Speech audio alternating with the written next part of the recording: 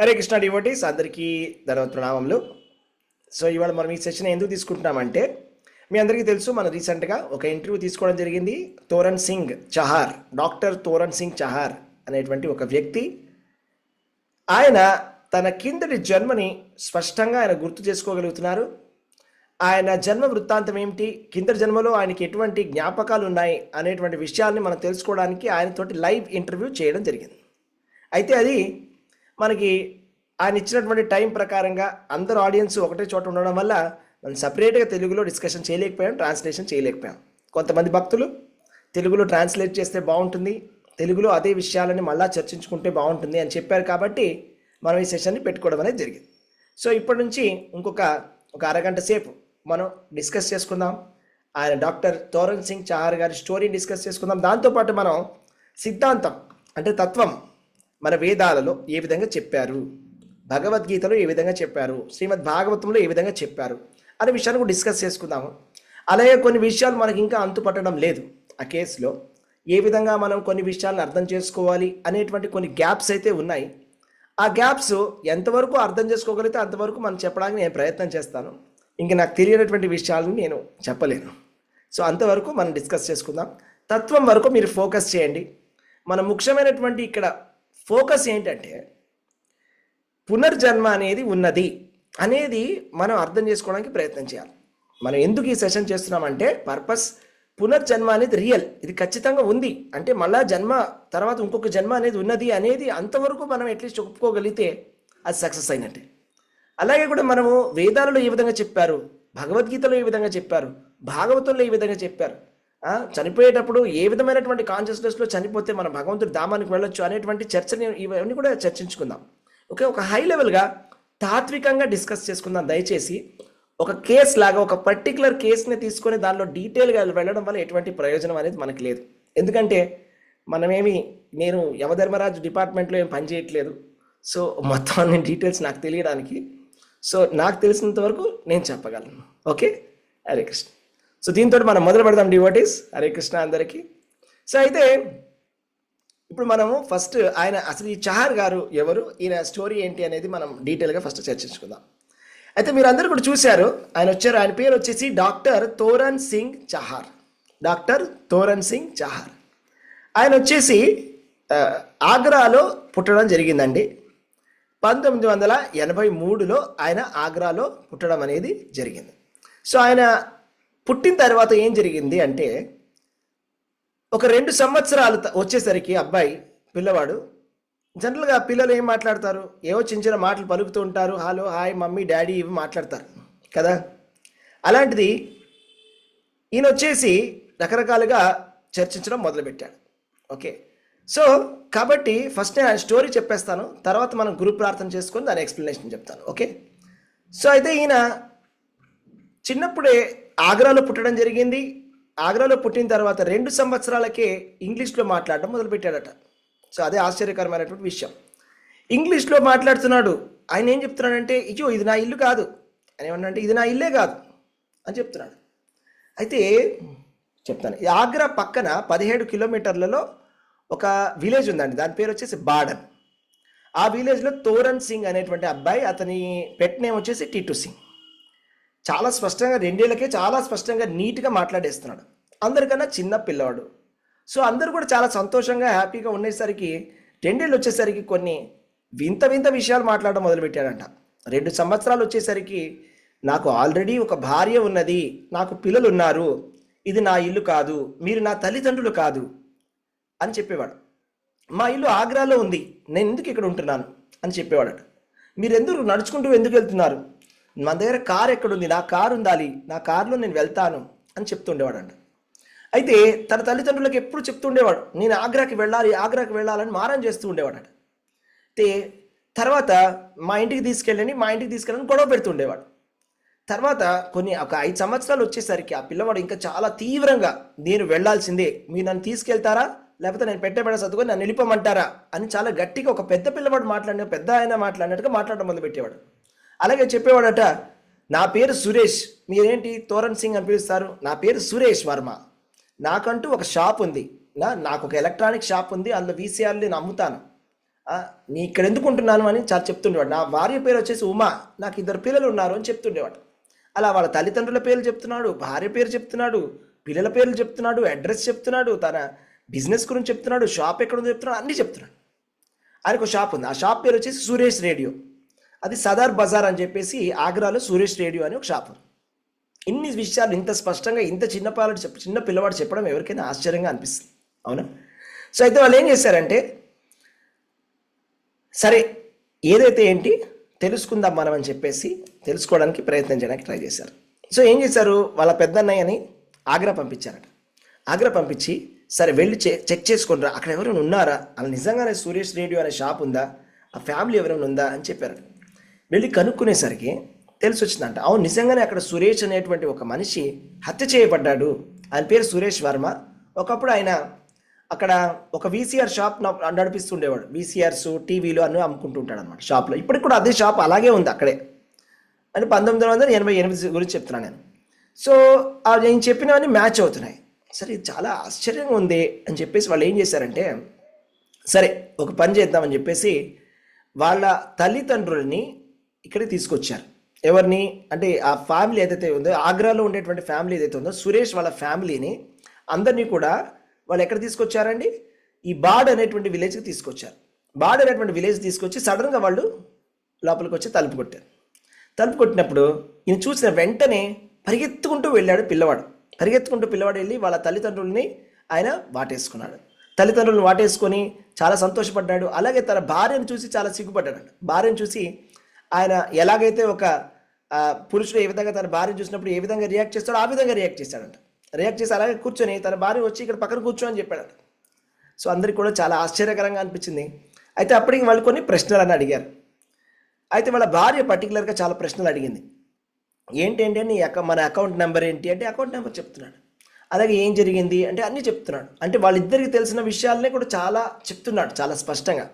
అంటే ఆ చనిపోయే రోజు నాడు ఏం జరిగింది అనేది కూడా చెప్పాడు. ఆ రోజు ముందు రోజు వాళ్ళు ఒక మేళాకి వెళ్ళడం జరిగింది.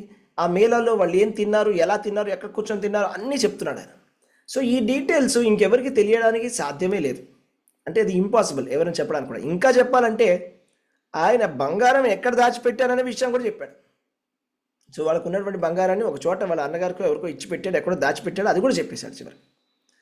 సో చివరికి ఆ రోజు నాడు హత్య ఎలా జరిగిందంటే దాన్ని కూడా చాలా స్పష్టంగా చెప్తున్నాడు, అన్నీ చెప్తున్నారు అనమాట. అప్పటికి కూడా వాళ్ళు ఇంకా టెస్ట్ చేద్దాం ఈ అబ్బాయిని, ఊరికి చెప్తున్నాడేమో.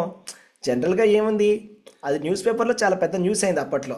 ఎవరో ఊరికైనా ఏదైనా పబ్లిసిటీ స్టంట్ చేస్తున్నారేమో అని వాళ్ళు కన్ఫర్మ్ చేసుకుందాంలే అని చెప్పేసి ఏం చేశారంట, కొన్ని రోజుల తర్వాత ఆ రోజు అక్కడి నుంచి వాళ్ళు వెళ్ళిపోయారు. వెళ్ళిపోయేటప్పుడు ఏడ్చారంట, నేను వచ్చేస్తాను, నన్ను తీసుకుపోండి, ఇక్కడ నేను ఉండనని. లేదు నువ్వు ఇక్కడే ఉండాలి అని చెప్పేసి మేము మళ్ళీ వస్తామని చెప్పారు. చెప్పిన తర్వాత కొన్ని రోజుల తర్వాత పిల్లవాడిని అక్కడ తీసుకెళ్లారు. సరే పరీక్ష పెడదాం ఈ పిల్లవాడిని, నిజంగానే ఇది పునర్జన్మ వృత్తాంతమా లేకపోతే ఈ ఉట్టిగానే స్టంట్ చేస్తున్నానా అని చెక్ చేసుకుందామని ట్రై చేశారు.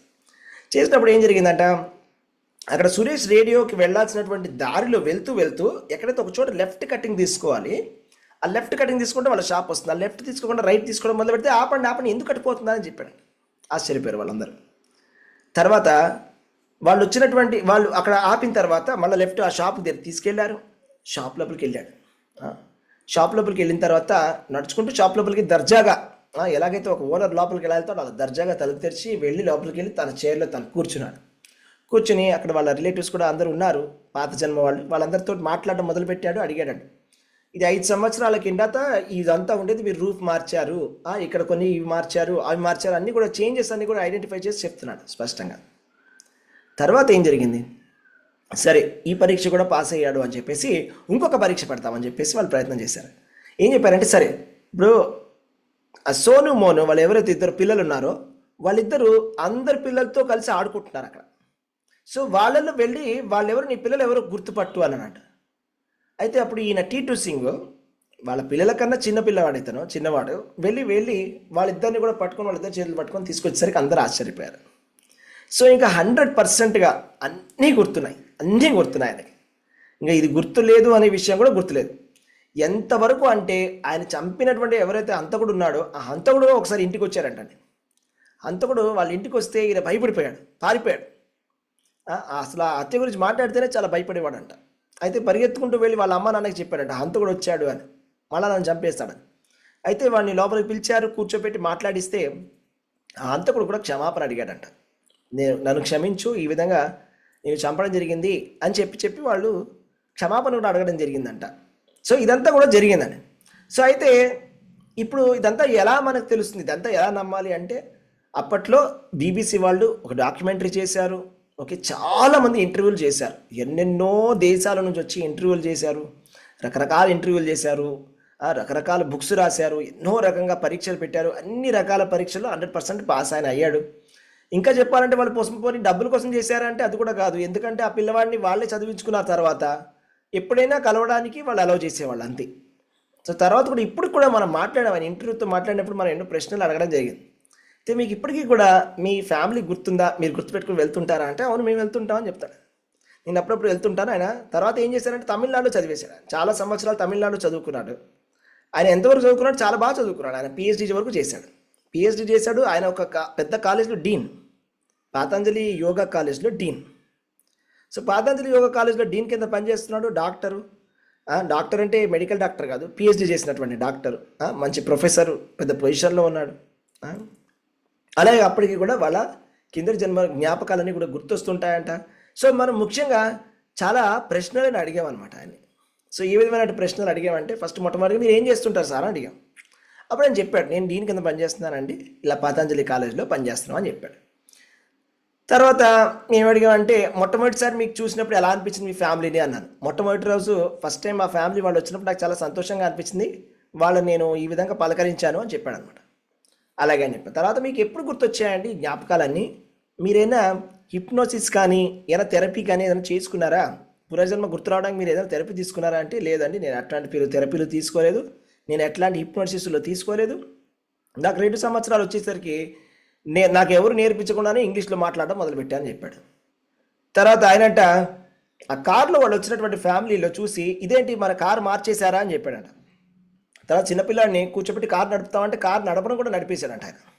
ఎప్పుడు చూడనటువంటి పిల్లాడు కూడా కారు నడపడం జరిగింది. సో ఈ విధంగా చాలా ప్రశ్నలు అడగడం జరిగింది. నేను అడిగాను చాలా ప్రశ్నలు. ఇంకా నేనేం అడిగానంటే, లైక్ మీరు సురేష్ వర్మ గురించి గుర్తు చేసుకుంటే మీకు ఎలా అనిపిస్తుంది అన్నాను. అంటే అది కూడా నాకు అంత స్పష్టంగా గుర్తుంది అని చెప్పాడు. ఇంకా చాలా డీటెయిల్స్ కూడా చెప్పాడు. ఆయన ఒక పెద్ద స్కూల్లో చదువుకున్నాడంట చిన్నప్పుడు. ఆయన సంజయ్ గాంధీ ఎవరెవరు పెద్ద పెద్ద వాళ్ళతో కూడా ఆయన చదువుకున్నారని చెప్పాడు అనమాట. తన స్కూల్లో ఆయన క్లాస్మేట్స్ ఉన్నారని, కింద జన్మ విషయాలు చెప్తున్నాడు ఆయన. ఓకేనా. తర్వాత మీరు చనిపోయే సమయంలో ఏం జరిగింది ఆ రోజు అని చెప్పాం.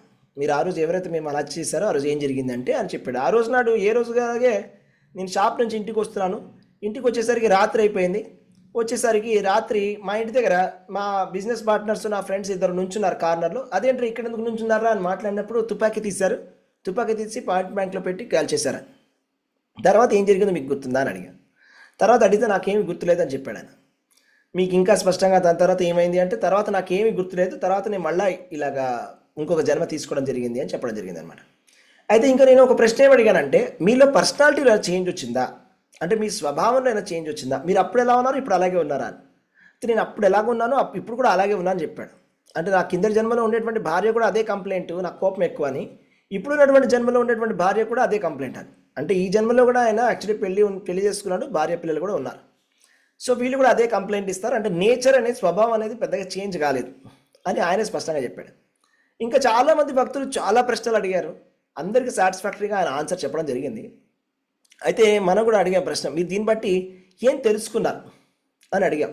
కొంతమంది ఇది కూడా అడిగారు, మీరు భక్తిలోకి వచ్చారా అంటే, ఆయన భక్తిలోకి ఇంకా రాలేదు, కానీ ఎంతో కొంత ఆధ్యాత్మిక మార్గంలో అయితే ఉన్నాడు. ఏ విధంగా అంటే, ఆయన యోగా యూనివర్సిటీలో దీని కింద పనిచేస్తున్నాడు. కిందటి జన్మలో నాస్తికుడి కింద ఉండేవాడంట. ఈ జన్మలో భగవంతుడిని నమ్ముతాడు. ఎందుకంటే కిందటి జన్మ జ్ఞాపకాలు ఆయనకి స్పష్టంగా ఉన్నాయి కాబట్టి, ఆయన ఎంతో సతమతం అవుతున్నాడు కాబట్టి భగవంతుడిని ఖచ్చితంగా నమ్ముతాడు. అయితే మరి కృష్ణ చైతన్యంలో ఉన్నాడా అంటే అంత దూరం ఇంకా రాలేదు. ఓకే, సో ఆయనకు ఒక అవకాశం అనేది ఉంది. సో మనం కూడా ప్రయత్నం చేద్దాం. ఆయనకు భగవద్గీతని గిఫ్ట్ కింద పంపిద్దాం. ఆయన చదివితే ఆయన తెలుసుకొని ఒక మంచి భక్తుడు అవ్వాలని మారాలని మనం కోరుకుందాం. చాలామంది అది కూడా అడిగారు, మీరు భక్తులు అయ్యారా ఇప్పుడు ఇది అది అని. లేదు, నేనేం భక్తి మార్గం అంటే నేను పర్టికులర్గా భక్తి అంటే ఇస్కాన్ డివోటీని ఏం కాదు. జనరల్గా నేను దేవుడిని నమ్ముతాను. నేను ఆయన చేసేటువంటి యోగా ఏదైతే ఉందో అవన్నీ కూడా చెప్తాను. పతంజలి యోగా యూనివర్సిటీ అంటే నేను నమ్ముతాను. నేను జీవన్ముక్తి పొందలేదు కాబట్టి మళ్ళీ పుట్టానని చెప్పాడు. సో ఎంతో కొంత ఆధ్యాత్మికమైన బ్యాక్గ్రౌండ్ అయితే ఆయనకి ఉన్నది ప్రస్తుతానికైతే. అది విషయం. సో ఈ ప్రశ్నలన్నీ అడిగాము.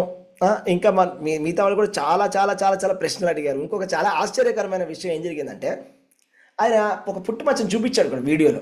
ఇలా చూపించాడు ఆయన, మీరు చూసారో లేదో. చూపించినప్పుడు ఏం చూపించారంటే, ఆయన కింద జన్మలో షూట్ చేసినప్పుడు ఆయన బుల్లెట్ ఎక్కడైతే దిగిందో ఆ బుల్లెట్ దిగిన చోటనే సేమ్ పుట్టుమచ్చ కూడా అలాగే వచ్చింది డిట్టోగా. అండ్ ఆ పుట్టుమచ్చ ఇప్పటికీ ఉంది. ఆయన ఇలా చూపిస్తే క్లియర్గా మాకు కనిపించింది కూడా, రైట్. సో కొంతమంది ఆయన కింద జన్మల ఫొటోస్ ఉన్నాయా, ఆ ఫోటోకి ఈ ఫోటోకి రిజంబ్లెన్స్ ఉందా అని అడిగారు. అలాంటి రిజంబ్లెన్స్ ఏం లేదు. మరి ఏదో సినిమాలో చూసినట్టుగా కింద జన్మలో ఉండే విధంగానే ఉండాలి అని కోరుకున్నారేమో కొంతమంది అడిగారు అలాగా. బట్ అలా లేడు. అప్పుడు వేరేలాగా ఉన్నారు, ఇప్పుడు వేరేలాగా ఉన్నాడు చూడ్డానికి. కానీ స్వభావం మాత్రం ఒకటే. శరీరం మారింది కానీ స్వభావం ఒకటే. కానీ జ్ఞాపకం అంతా కూడా ఉంది. కింద జన్మ జ్ఞాపకాలన్నీ కూడా ఆయనకి ఉన్నాయి. అదే ఇంకొక ప్రశ్నలు మన డివోటీస్ ఏమడిగారంటే, వీరైనా చాలా మంచి పుణ్యకార్యం చేశారా, ఏం చేశారు, వీరైనా భక్తి చేశారా, ఏం చేశారంటే నేనేం భక్తి చేయలేదు. అయితే కింద జన్మలో ఆయన వచ్చేసి స్మగ్లింగ్ యాక్టివిటీస్ ఇవి చేస్తుండేవాడు. స్మగ్లింగ్ అంటే అప్పట్లో ఇవి మన ఎలక్ట్రానిక్స్ ఇంపోర్ట్ బ్యాన్ ఉంటుందండి, మీకు తెలుసో తెలీదు.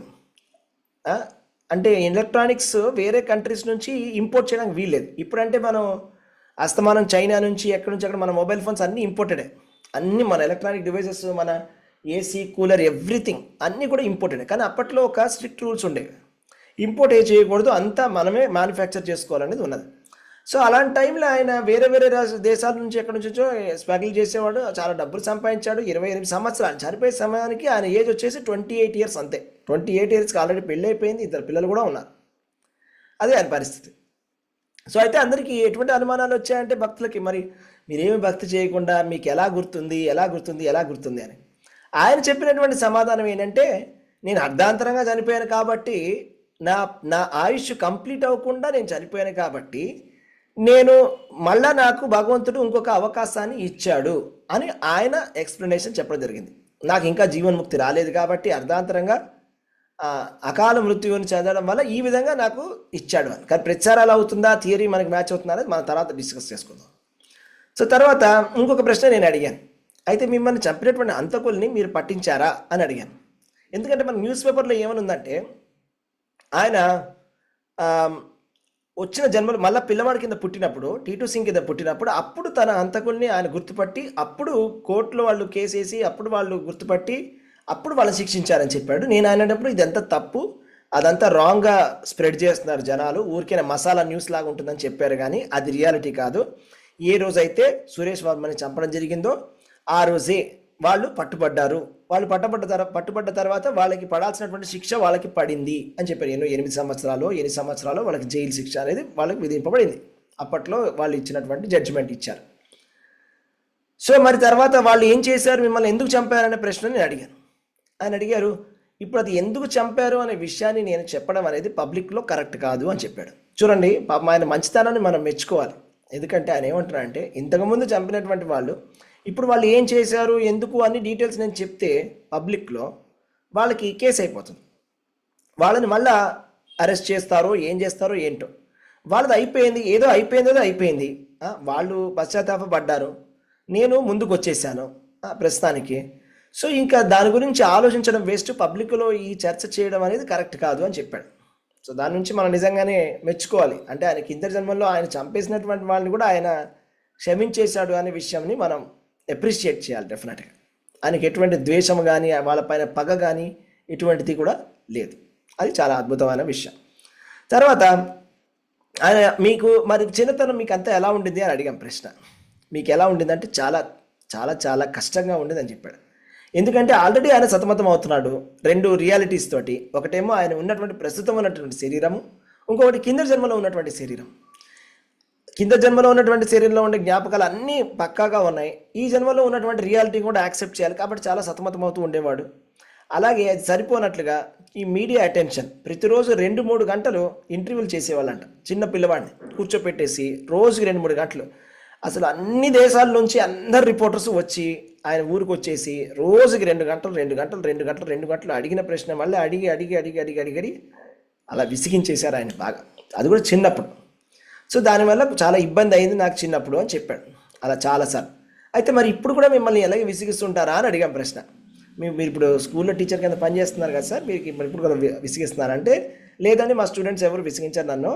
ఎవరైనా ఏదైనా స్పెసిఫిక్గా క్వశ్చన్ అడిగితే నేను వాళ్ళకి ఏం చెప్తానంటే, యూట్యూబ్లో నా వీడియోస్ ఉన్నాయి చూసుకోమని.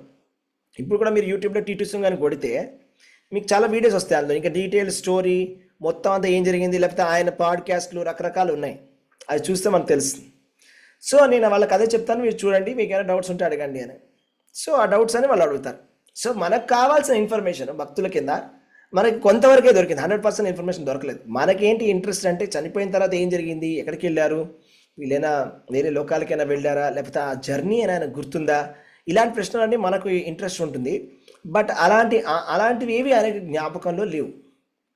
ఇంకొకటి, ఆయన 1983లో ఆగస్టు 28వ తారీఖు నాడు 28 సంవత్సరాలు ఉన్నటువంటి సురేష్ వర్మ హత్య చేయబడ్డాడు. తర్వాత ఈయన పుట్టుక వచ్చేసి డిసెంబర్ 11, 1983, అంటే హార్డ్లీ 100 రోజులు కూడా లేదు. ఆ 100 రోజుల గ్యాప్లోనే పుట్టడం జరిగింది. సో కాబట్టి మనందరికీ కూడా ఒక అనుమానం అనేది వ్యక్తమైంది, ఏంటంటే ఏ విధంగా ఇప్పుడు మనం అనుకున్న ప్రకారం 100 రోజుల్లో ఎలా వచ్చాడు లోపలికి అనేది ఒక మిస్టరీ. ఇప్పటికీ కూడా మనకు అది సాల్వ్ అవ్వలేదు. నేనైతే కనుక మా గురువు గారికి లెటర్ రాసి ఇదే ప్రశ్న అడిగాను, నాకు ఇంకా సమాధానం రాలేదు. కాబట్టి మీరు అదే ప్రశ్న అడిగినట్లయితే నా దగ్గర అయితే సమాధానం లేదు ప్రస్తుతానికి. ఓకే, సో ఇంకొక 2-3 ప్రశ్నలు వచ్చాయి. ఇప్పుడు ఈయనకి మళ్ళా ఎలా మనిషి జన్మ ఎలా దొరికింది, పశువు జన్మ ఎందుకు దొరకలేదు అని. సో అది కూడా మనం స్పెక్యులేటివ్ చేయాలి, మనం చెప్పలేం ఏం జరిగింది. ఆయన చనిపోయిన తర్వాత ఆయన అస్థికల్ని యమునలో కలపడం జరిగిందని ఆయనంతవరకు ఆయన చెప్పాడు. ఆయన మాట్లాడేటువంటి భాష బ్రజభాష అని చెప్పాడు. బ్రజభాష అంటే ఏంటంటే అది బృందావనంలో మాట్లాడేటువంటి ఒక భాష. బృందావనంలో మథురలో వాళ్ళు ఒక స్పెషల్ టైప్ ఆఫ్ హిందీ మాట్లాడతారు. అది అంటే బ్రజభాషలు అంటారు వాళ్ళని. బ్రజభాషలు మాట్లాడేటువంటి భాష బ్రజభాష. కృష్ణుడు కూడా చిన్నప్పుడు అదే భాషలో మాట్లాడేవాడని చెప్తారు. ఓకే, బృందావనంలో. సో వాళ్ళందరూ అది దాన్ని బట్టి మనం కొంతవరకు తెలుసుకోవచ్చు. వాళ్ళు ఎంతో కొంత ఆయన బృందావనం దగ్గరలో ఉన్నారు, అదంతా కూడా ఒక ధామమే అని చెప్పుకోవచ్చు. వాళ్ళ అటు నుంచి బృందావనం వెళ్ళడం రావడం అనేది జరుగుతూనే ఉంటుంది. యమునా నది అదే తీరాన ఎలాగో వస్తూనే ఉంది. కాబట్టి వాళ్ళు ఏం పుణ్యకారం చేశారు, ఎప్పుడు తలుచుకున్నారు, వాళ్ళు ఏం పూజలు చేశారు, వాళ్ళు ఏమి అజ్ఞాత సుకృతి వాళ్ళలో ఉంది అనేది మనం చెప్పలేము. అంతా కూడా మన స్పెక్యులేషనే, మనకేం ఐడియా లేదు. ఓకే, సో ఇంతవరకు ఓకే, ఇది పక్కన పెడదాం. ఇప్పటివరకు మనకి స్టోరీ తెలిసింది. ఓకే, ఇప్పుడు మనం మన క్లాస్కి వద్దాం.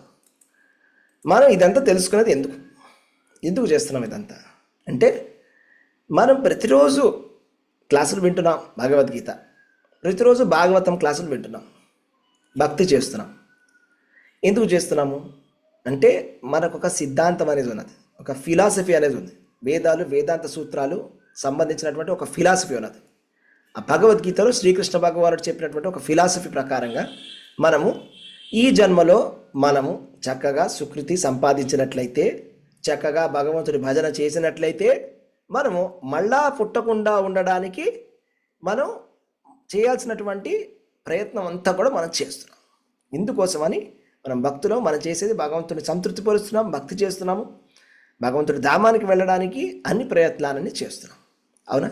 సో కాబట్టి ఇందులో మనం తీసుకోవాల్సిన విషయాలు కొన్ని ఉన్నాయి, అక్కర్లేని విషయాలు విడిచిపెట్టాల్సిన కొన్ని విషయాలు కూడా ఉన్నాయి.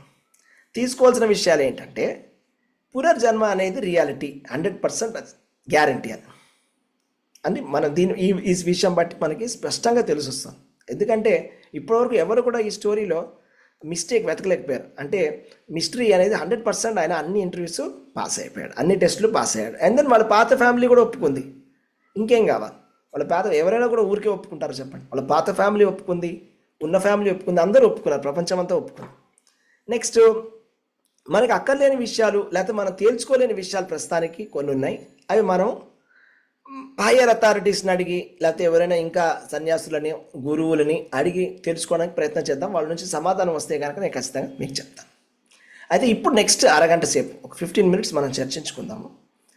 ఏంటి అంటే, అసలు మనిషి ఒక జీవుడు చనిపోయిన తర్వాత ఎక్కడికి వెళ్తాడు? మనకి భగవద్గీతలో కృష్ణ భగవానుడు ఏం చెప్పాడు, భాగవతంలో ఏం చెప్పారు అనే విషయాలను తెలుసుకోవడానికి ప్రయత్నం చేద్దాం. హరే కృష్ణ. అయితే ఫస్ట్ మొట్టమొదటిగా ప్రార్థనలతో మొదలు పెడదాం. ఓం అజ్ఞాన తిమిరాంధస్య జ్ఞానాంజన శలాకయ చక్షురున్మిళితం యేన తస్మై శ్రీ గురవే నమః. నమ ఓం విష్ణుపాదాయ కృష్ణ ప్రేష్టాయ భూతలే శ్రీమతే భక్తి వేదాంత స్వామినితి నామినే నమస్తే సారస్వతే దేవే గౌరవాణి ప్రచారిణే నిర్విశేష శూన్యవాది పాశ్చాత్య దేశతారిణే నమో విష్ణుపాదాయ కృష్ణ ప్రేష్టాయ భూతలే శ్రీమతి జయపతాక స్వామినితి నామినే నమాచార్యపాదాయ నిత్యకృపపదాయ గౌరవతామదాయ నగరామతారిణే జయ శ్రీ కృష్ణ చైతన్య ప్రభు నిత్యానంద శ్రీ అద్వైత గదాధార శ్రీవాసాది గౌర భక్త వృంద హరే కృష్ణ కృష్ణ కృష్ణ హరి హరి హరి రామ రామ రామ హరి హరి హరే కృష్ణ. ఓకే, సో నేను ప్రశ్నల సమాధానాన్ని మనం లాస్ట్లో తీసుకుందాము. ఫస్ట్ మనము కొంచెం చర్చించుకుందాం. భగవద్గీత నుంచి భాగవతం నుంచి కొన్ని విషయాలను చర్చించుకుందాం. అయితే ఇప్పుడు నేను భగవద్గీత యథాతథం తీసుకుంటాను. భగవద్గీత యథాతథంలో ఎక్కడెక్కడ ఏమేమి ఉంది అని మనం కొంచెం హై లెవెల్లో డిస్కస్ చేసుకుందాం. హరే కృష్ణ. ఎవరికైనా ప్రశ్నలు ఏమైనా ఉన్నాయా? దయచేసి అర్జెంట్ ప్రశ్నలు, మీరు ఆపుకోలేనటువంటి ప్రశ్నలు అర్జెంట్, ఇక తప్పదు, ఇప్పుడే అడగాలంటే అడగండి, లేదా లాస్ట్లో అడిగితే బెటర్. ఓకే, హ్యాండ్ రేస్ చేయండి. ఎవరికైనా అర్జెంట్గా ఏదైనా చెప్పాలి, ఏదైనా అడగాలి అంటే హ్యాండ్ రేస్ చేయండి. నేను మిమ్మల్ని అన్మ్యూట్ చేస్తాను. లేదంటే లాస్ట్లో మనం ప్రశ్న సమాధానాన్ని కూడా తీసుకుందాం. ఓకే, ఎవరు హ్యాండ్స్ రేస్ లేదు, వెరీ గుడ్. లాస్ట్లో డిస్కషన్ పెట్టుకుందాం. ఓకే, సో కాబట్టి ఏ విధంగా మన భగవద్గీత ఇప్పుడు పెద్ద పుస్తకం ఉన్నది, 700 శ్లోకాలు ఉన్నాయి ఇక్కడ. అవునా, భగవద్గీత యథాతథం అని, రైట్? భగవద్గీత యథాతథము 700 శ్లోకాలు ఉన్నాయి. ఫస్ట్ ఎక్కడి నుంచి స్టార్ట్ చేయాలి, ఎలా అర్థం చేసుకోవాలి సిద్ధాంతం అంటే, ఫస్ట్ మొట్టమొదటి చాప్టర్ ఏదైతే ఉందో అందులో అంతా కూడా ఇంట్రడక్షన్.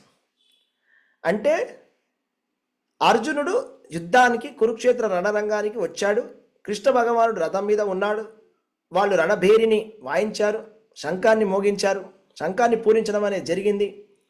తర్వాత ఆ 2 సేనల మధ్య కూడా అర్జునుడు తీసుకెళ్ళమని చెప్పాడు. అర్జునుడు చూశాడు ఎదురుకుండా తన గురువులని, బంధువులని, భీష్ముడిని, ద్రోణాచార్యుని చూసిన తర్వాత నేను యుద్ధం చేయను అని ఒక ఆర్గ్యుమెంట్ మొదలుపెట్టాడు. కృష్ణ భగవానుడికి రకరకాలుగా చెప్పడానికి ప్రయత్నం చేశాడు, నేను ఈ విధంగా నేను యుద్ధం చేయను అని. అయితే మనకు కావాల్సినటువంటి విషయం ఎక్కడ స్టార్ట్ అవుతుందంటే 2వ అధ్యాయంలో ఈ 16వ శ్లోకం నుంచి 25వ శ్లోకం వరకు ఆత్మతత్వం గురించి కృష్ణ భగవానుడు చెప్పడం మొదలు పెడతాడు. మొట్టమొదటిగా ఎప్పుడైతే అర్జునుడు నేను నీ శిష్యుణ్ణి, దయచేసి నాకు శ్రేయస్కరమైనటువంటి విషయాన్ని తెలియచేయండి అని ఎప్పుడైతే శరణాగతి పొందుతాడో, ఎప్పుడైతే కృష్ణ భగవానుడిని ఆయన గురువు కింద స్వీకరిస్తాడో, వెంటనే శ్రీకృష్ణ భగవానుడు అద్భుతంగా ఆత్మతత్వం గురించి చెప్పడం మొదలుపెట్టాడు. ఏంటి ఆత్మతత్వం అనేది తెలుసుకోవడానికి ప్రయత్నం చేద్దాం.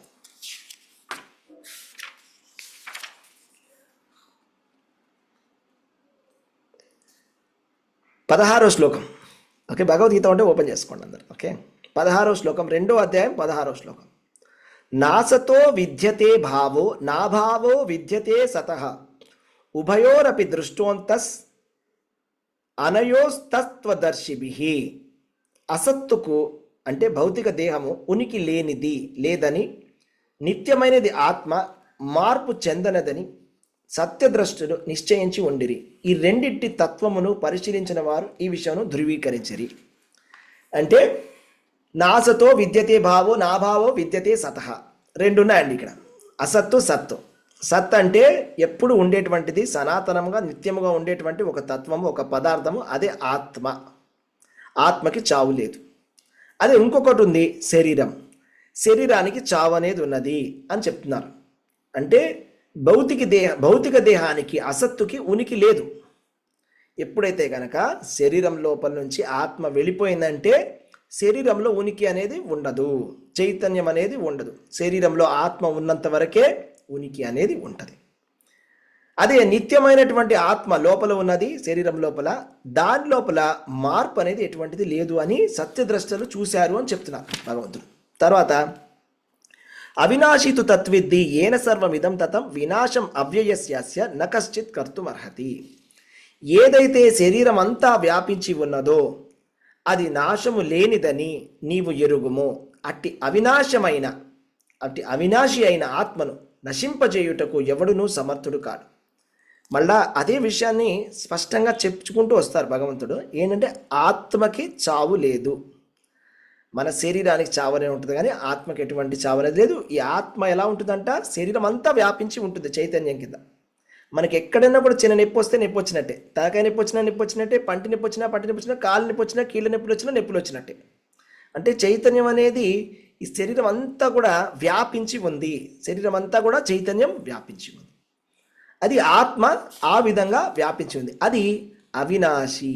ఆత్మకి ఎప్పుడు చావు అనేది లేదు అని చెప్తున్నాడు భగవంతుడు. అంతమంత ఇమే దేహ నిత్యశోక్త శరీరణ అనాశినో అప్రమేయస్య తస్మాత్ యుజ్యస్వ భారత. నాశము లేనట్టి, అపారమైనట్టి, శాశ్వతమైనట్టి జీవాత్మ యొక్క భౌతిక దేహము తప్పక నశించియే తీరును. కనుక ఓ భారత వంశీయుడా నీవు యుద్ధం చెయ్యము. అంటే ఈ జీవాత్మ నాశనము లేనటువంటిది, కానీ జీవాత్మకు ఒక శరీరాన్ని ఇవ్వబడినది. ఆ శరీరానికి తప్పక నశించి తీరుతుంది. అది ఏదో ఒక రోజు పోవాల్సిందే. అది పోయేటప్పుడు దాన్ని సద్వినియోగం చేసుకోవడం మేలు. ఇప్పుడు ఎలాగో పోయేటువంటి శరీరాన్ని దుర్వినియోగం చేసుకునే బదులు సద్వినియోగం చేసుకోవడం చాలా మేలు. ఎందుకు? కృష్ణ భగవానుడు అందుకోసం యుద్ధం చేయమని చెప్తున్నారు. యుద్ధం ఎందుకు చేయమంటున్నారంటే, ఎవరైతే ధర్మయుద్ధంలో సైనికులు ధైర్యంగా పారిపోకుండా, వెనుతిరిగి పారిపోకుండా యుద్ధంలోనే ఉంటూ వీర మరణం చెందుతారో వాళ్ళకి ఎలాంటి గతి పొందుతారంటే, ఎవరైతే బ్రహ్మచారులు, ఊర్ధ్వరేతస్కులైనటువంటి బ్రహ్మచారులు, అంటే వాళ్ళు బ్రహ్మచర్యాన్ని పాటిస్తూ యోగ మార్గం ద్వారా వాళ్ళు శరీరాన్ని పెట్టినప్పుడు పైలోకాలకు వెళ్తారంట. ఎక్కడ? స్వర్గలోకం పైన ఉన్నటువంటి తపోలోకము, మహర్లోకము, జనలోకం అని. ఆ లోకాలలో ఎన్నో వేల సంవత్సరాల ఆయుష్ అనేది ఉంటుంది. మీరు చూసినట్లయితే మనం చూసాం మహర్లోకంలో ఎన్నో లక్షల సంవత్సరాల ఆయుష్, కోట్ల సంవత్సరాల ఆయుష్. 15 అదే మనం చూస్తాం సత్యలోకంలో అంట 15,48,000 లక్ష కోట్ల సంవత్సరాలు అక్కడ బతకవచ్చు. మనం ఎన్నో వేల కోట్ల సంవత్సరాల గురించి మాట్లాడుతున్నాం. అన్ని సంవత్సరాలు అక్కడ బతికి ఉంటారు వాళ్ళు. అలాంటి లోకాలకి ఎవరైతే ఒక సైనికుడు వీరమరణం చెందుతాడో ధైర్యంగా పోరాడుతూ అతను వెళ్ళగలడు. కాబట్టి భగవంతుడు ఏమన్నాడంటే, ఎలాగో శరీరము పడిపోవాల్సిందే, దాన్ని ఇలాంటి ఒక మంచి అవకాశం వచ్చినప్పుడు యుద్ధంలో నీ ధర్మాన్ని నువ్వు పాటిస్తూ నువ్వు శరీరం విడిచిపెడితే అదే మంచిది అని. మనం మంచి అంటే ఎప్పుడు ఏమనుకుంటాం, ఈ జన్మలో ఇప్పుడు మంచిగా ఉంటే మంచిగా ఉన్నట్లు. మనకి ఎందుకంటే ముందు ఏమున్నదని మనకు తెలియదు కాబట్టి. ఓకే, తర్వాత ఏనం వేత్తి హంతారం యశ్చైనం మన్యతే హతం ఉభౌతౌ న విజానీయం నాయం హంతి నా హన్యతే. జీవుడు చంపువాడు కానీ చంపబడువాడు కానీ తలుచు ఇరువురును అజ్ఞానులే. ఎందుకనగా ఆత్మ చంపదు మరియు చంపబడదు. ఇప్పుడు ఒక చేప ఇంకో చేపని తింటుంది. ఇప్పుడు పెద్ద చేప చిన్న చేపని తిని మింగింది. అయితే ఇప్పుడు ఈ చేప ఈ రెండు చేపని చంపిందే అంటే, మీరు జ్ఞాన దృష్టితో చూసినట్లయితే ఎవరు హంతకులు కాదు, ఎవరు చావడం లేదు, ఎవరు చంపడం లేదు. అంటే ఇది భౌతికమైన వ్యావహారికమైన దృష్టి కాదండి, తప్పుగా అనుకోవద్దు. వ్యావహారికమైన దృష్టిలో ఖచ్చితంగా ఎవరైనా ఎవరిని చంపితే ఇతడు హంతకుడు, అతడు హత్య చేయబడిన వాడని చెప్తాం. అది వ్యావహారికం. ఇది తాత్వికమైనటువంటి దృష్టిలో చూసినట్లయితే ఆత్మ ఇంకొక ఆత్మని చంపడానికి వీల్లేదు. ఒక శరీరం ఇంకొక శరీరాన్ని చంపవచ్చే కానీ ఒక ఆత్మ ఇంకొక ఆత్మని చంపడానికి వీలు లేదు. ఎందుకంటే ఆత్మకి చావు లేదు. దాన్ని ఇంకా స్పష్టంగా కృష్ణ భగవానుడు చెప్తాడు. నజాయతే మ్రియతే వా కదాచిన్ నాయం భూత్వా భవితా వా నా భూయః అజో నిత్య శాశ్వతోయం పురాణో న హన్యతే న హన్యమానే శరీరే. ఆత్మకు ఎన్నడూ జననము కానీ మరణము కానీ లేదు. ఆత్మ జన్మించలేదు, జన్మించదు, జన్మించబోదు. అది జన్మరహితము, నిత్యము, శాశ్వతము, పురాతనము. దేహము చంపబడినను అట్టి ఆత్మ చంపబడదు. ఎంత బాగా చెప్పారు చూడండి, ఎంత బాగా చెప్పారు. అంటే చూడండి, ఆత్మ జన్మించలేదు, జన్మించదు, జన్మించబోదు. ఆత్మకి జన్మ అనేది లేదు. ఇంతకుముందు అంటే భూతకాలంలో అది ఎప్పుడో పుట్టిందా? పుట్టలేదు. వర్తమాన కాలంలో పుడుతుందా? పుట్టదు. భవిష్యత్తులో పుడుతుందా? పుట్టదు. దానికి జన్మ అనేదే లేదు. జన్మరహితము, నిత్యము, శాశ్వతము. దేహమే చంపబడుతుందే కానీ ఆత్మకి చావు లేదు. మనం అందరం ఎవరు అంటే మనం ఆత్మలము. ఆత్మకి చావు లేదు. కానీ మాకు తెలియడం లేదేంటి అని అంటాం. మన నిజమే, కరెక్టే. మనకు ఆ రియలైజేషన్ లేదు, ఒప్పుకుంటాను. ఆ రియలైజేషన్ రావడానికే ఈ భక్తి మార్గం అనేది ఉన్నది. ఆ ఆత్మతత్వం అనేటువంటి అనుభూతి రావాలి అంటే కృష్ణ భక్తి చేయాలి. ఎప్పుడైతే మన దేహాత్మ బుద్ధి విడిచిపెడతామో, విడిచిపెట్టడం అంటే అదేదో ఊరికినే పోయేది కాదు. దేహాత్మ బుద్ధి పోవడం అంటే అనర్థ నివృత్తి, విముక్తి. అది రావాలంటే మనం చక్కగా భగవంతుడి భక్తిని మంచిగా చేస్తే నిదానంగా నిదానంగా నిదానంగా ఆ దేహాత్మ బుద్ధి వెళ్ళిపోతుంది. ఎలాగైతే ఇప్పుడు ఒక కొబ్బరి ఉందని, కొబ్బరికాయ అంటుకొని ఉంటుంది లోపల అని మీరు విరక్కొడితే కొబ్బరికాయ గట్టిగా అంటుకొని ఉంటుంది. మీరు దాన్ని ఎండబెట్టారనుకోండి చాలాసేపు, ఇప్పుడు ఏమైపోతున్నది, లోపల డొల్లలాగా ఆ లోపల ఉండేటువంటిది ఏదైతే ఉందో పదార్థము అది బయట ఉండేటువంటి కవర్ని వదిలేస్తుంది, అది ఎండలో పెట్టడం వల్ల. అలాగే ఇప్పుడు మన పరిస్థితి ఎలా ఉందంటే, ఒక పచ్చిగా ఉండేటువంటి కొబ్బరికాయ ఎలా అయితే గట్టిగా అంటుకొని ఉందో దాని చుట్టూ కవర్కి, అలా ఉంది మన పరిస్థితి. అంటే నేనే దేహాన్ని అనే ఆత్మ అంటుకొని ఉంది ప్రస్తుతానికి. అలాంటి ఒక కండిషన్ సోల్, మన కండిషన్ సోల్ అంటే బద్ధ జీవులమైన బద్ధమైనటువంటి ఒక పరిస్థితిలో ఉన్నాం. సేమ్ ఆ పచ్చి కొబ్బరికాయలాగా ఉన్నాం. ఆ ఎండు కొబ్బరికాయలాగా అవ్వాలి. అది అవ్వాలి అంటే సమయం పడుతుంది, దాని భక్తి చాలా చక్కగా చేయాలి. ఓకే, అందుకోసమనే ఆ రియలైజేషన్ మనకు లేదు. కాకపోతే లేకపోతే ఎవరైనా కూడా మన ఛాలెంజ్ చేసి అడగచ్చు, అంటే మనం గిచ్చారనుకోండి మీకు నొప్పేదా? నొప్పేస్తుంది. ఎందుకు ఏదు? ఖచ్చితంగా వేస్తుంది. ఎందుకంటే ఇప్పుడు మనం ఉన్న పరిస్థితి థియరీ, ఇది నిజమే, మన ఆత్మ శరీరం కాదు అనేది విషయమే. కానీ మనం ప్రస్తుతానికి ఆ అనుభూతిలో లేము. ఆ అనుభూతి రావడానికే మనం ప్రయత్నం చేస్తున్నాము. ఎవరైతే మంచిగా భక్తి చేస్తారో, తీవ్రంగా భక్తి చేస్తారో, ఎలాగైతే ఆ పచ్చి కొబ్బరికాయ ఎలాగైతే ఊడిపోయిందో అలాగా మనం కూడా ఆ దేహాత్మ బుద్ధి అనేటువంటి బుద్ధి ఆధ్యాత్మికంగా మారిపోతుంది. చూద్దాం. వేదా వినాశినం నిత్యం ఏనం అజం అవ్యయం కథం స పురుష పార్థ కం ఘాతయతి హంతికం. ఓ పార్థ, ఆత్మ నాశము లేనిదియో నిత్యమైనది అని, పుట్టుక లేనిదని క్షయము లేనిదని ఎరిగిన వ్యక్తి ఎవరైనను ఎట్లు చంపును, లేదా ఎట్లా చంపించును. అంటే ఆత్మకి నాశనం లేదు, భగవంతుడు చెప్తున్నాడు. నిత్యమైనది, పుట్టుక లేదు, చావు లేదు, క్షయం అనేది లేదు. మరి ఎవరైనా కూడా ఎవరు చంపగలరు అనేది ప్రశ్న. కృష్ణుడు అడుగుతున్నాడు, అదెలా సాధ్యం? నువ్వు చంపుతాను అంటున్నావు, ఎవరిని చంపుతున్నావు? ఎవరు చచ్చిపోతున్నారు? చంపేవాడెవరు, చనిపోయేవాడని అని కృష్ణ భగవానుడు తాత్వికమైన దృష్టితో చెప్తున్నాడు. కాకపోతే ఇక్కడ ఒక తెలుసుకోవాల్సిన విషయం ఏంటంటే, దీన్ని మనం మిస్యూజ్ చేసుకోవడానికి వీల్లేదు. ఎలాగైతే మనము అర్థమైందండి, అలాగైతే ఎవరు చంపేవాడు లేడు, చచ్చేది ఎవరు లేరు, కాబట్టి మనం ఇప్పుడు ఏదైనా జీవిని చంపి నేను తినవచ్చా అంటే అది అలౌడ్ కాదు, అది కరెక్ట్ కాదు. ఎందుకంటే వేదంలో ఏం చెప్పారంటే హింస చేయరాదు అని వేదం చెప్తుంది. కానీ మరి కృష్ణ భగవానుడు హింస చేయమని చెప్తున్నాడే అంటే, హింస చేయవలసినటువంటి చోట చెయ్యాలి. ఎక్కడైతే ధర్మబద్ధమైనటువంటి హింస ఉంటుందో అక్కడ మాత్రమే చేయాలి. అది కూడా పైన వాళ్ళు ఇచ్చినటువంటి గురువు యొక్క ఆదేశం, అది కృష్ణ భగవానుడు ఇచ్చిన ఆదేశం, భగవంతుడి యొక్క ఆదేశం. అంటే ఒక యుద్ధంలో, రణరంగంలో ఒక సైనికులు ఒకళ్ళ ముందు ఒకళ్ళు నుంచున్నట్లయితే, ఇద్దరు రెడీగా ఉన్నట్లయితే, ఇద్దరి చేతిలో అస్త్రాలు ఉన్నట్లయితే, వాళ్ళు తయారుగా ఉన్నప్పుడు వాళ్ళు ఒకళ్ళ పట్ల ఒకళ్ళు హింస చేసుకోవచ్చు. ఎందుకు? వాళ్ళ దేశాన్ని సంరక్షించుకోవడానికి, వాళ్ళ ధర్మాన్ని సంరక్షించుకోవడానికి వాళ్ళు చేయవచ్చు. కానీ ఊరికేనే ఎవరిని కూడా హింసించకూడదు. మనకు తెలిసింది ఆత్మ ఇప్పుడు చావు లేదు, ఎవరు చంపేవాళ్ళే చచ్చేవాళ్ళేడు అని చెప్పి మనం అలా ఉట్టిగానే హింస చేయడానికి అని వీల్లేదో తప్పు. ఓకే, తర్వాత ఈ శరీరం అనేది ఎలా విడిచిపెడతాడు జీవుడు, ఇక్కడ నుంచి ఇంట్రెస్టింగ్ స్టార్ట్ అవుతుంది. చూడండి. వాసాంసి జీర్ణాన్ని యథా విహాయ నవాని గృహ్ణాతి నరోపరాణి తథా శరీరాన్ని విహాయ జీర్ణాన్ని అన్యాని సంయాతి నవాని దేహి. మానవుడు జీర్ణ వస్త్రములను విడిచి నూతన వస్త్రములను ధరించినట్లుగా ఆత్మ జీర్ణమైన దేహములను విడిచి నూతన దేహములను గ్రహించును. ఇక్కడ నుంచి ఇంట్రెస్టింగ్ స్టార్ట్ అయింది. ఇక్కడ నుంచి మనకు ప్రాక్టికల్ స్టార్ట్ అవుతుంది. ఎప్పుడు విడిచిపెడుతుంది ఆత్మ శరీరాన్ని అంటే, ఎప్పుడైతే ఆ దేహము ఇంకా ఆ ఆత్మ ఉండడానికి పనికి రానటువంటి పరిస్థితికి వస్తుందో, అలాంటి పరిస్థితుల్లో ఆ దేహాన్ని విడిచిపెట్టి ఆత్మ వెళ్ళిపోతుంది. ఓకే, సో ఇప్పుడు ఎవరైనా కూడా దెబ్బ తగిలి యాక్సిడెంట్లో ఎవరైనా చనిపోయారు, ఇప్పుడైనా హత్య చేశారు, ఎవరో బుల్లెట్ కలిశారు. ఓకే, 22వ శ్లోకం 2.22. ఇప్పుడు ఆయన టీటూ సింగ్ గారిని, కింద సురేష్ వర్మని ఎవరు హత్య చేశారు, బుల్లెట్ తోటి గన్ పెట్టి షూట్ చేశారు. షూట్ చేసినప్పుడు ఏమైందంటే ఆ శరీరము ఇంకా అది జీర్ణమైపోయింది, ఆ శరీరం ఇంకా పనికిరాదు. ఇప్పుడు ఆ శరీరం ఎప్పుడైతే ఆత్మకి పనికిరాదో, ఆత్మ శరీరాన్ని వదిలి బయటికి వెళ్ళిపోతుంది. ఇది మనం ఎలాగైతే బట్టలు చిరిగిపోతే ఆ బట్టలు వేసుకొని తిరుగుతామా, ఏం చేస్తాం, వదిలేసి కొత్త బట్టలు వేసుకుంటాం. అదే కృష్ణ భగవానుడు చెప్తున్నాడు. అయితే మరి ఈ శరీరాన్ని ఆయుధం చేత కానీ, అగ్ని చేత కానీ, నీటి చేత కానీ, వాయువు చేత కానీ, దేని చేత కూడా మనం చంపలేము. ఎందుకంటే అప్పట్లో చాలా అస్త్రాలు ఉండేవి.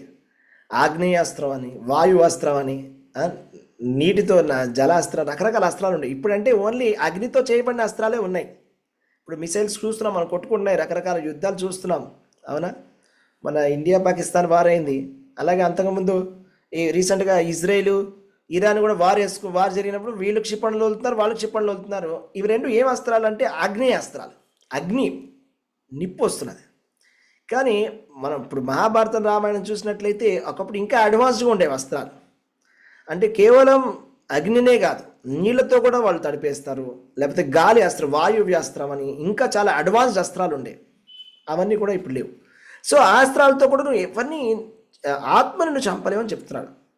అంటే ఇప్పుడు ద్రోణాచార్యుడి యొక్క ఆత్మ, భీష్ముడి యొక్క ఆత్మని చంపడం అనే పరిస్థితే లేదు అని. మన ఆత్మని ఒక ఆయుధంతో ముక్కలు చేయలేము, ఖండించలేము, అగ్నితో కాల్చలేము, నీటితో తడపలేము, వాయుతోటి శోషింపలేము. ఓకే, తర్వాత జీవాత్మ ఛేదించుటకు వీలు లేనిది, 24వ శ్లోకం.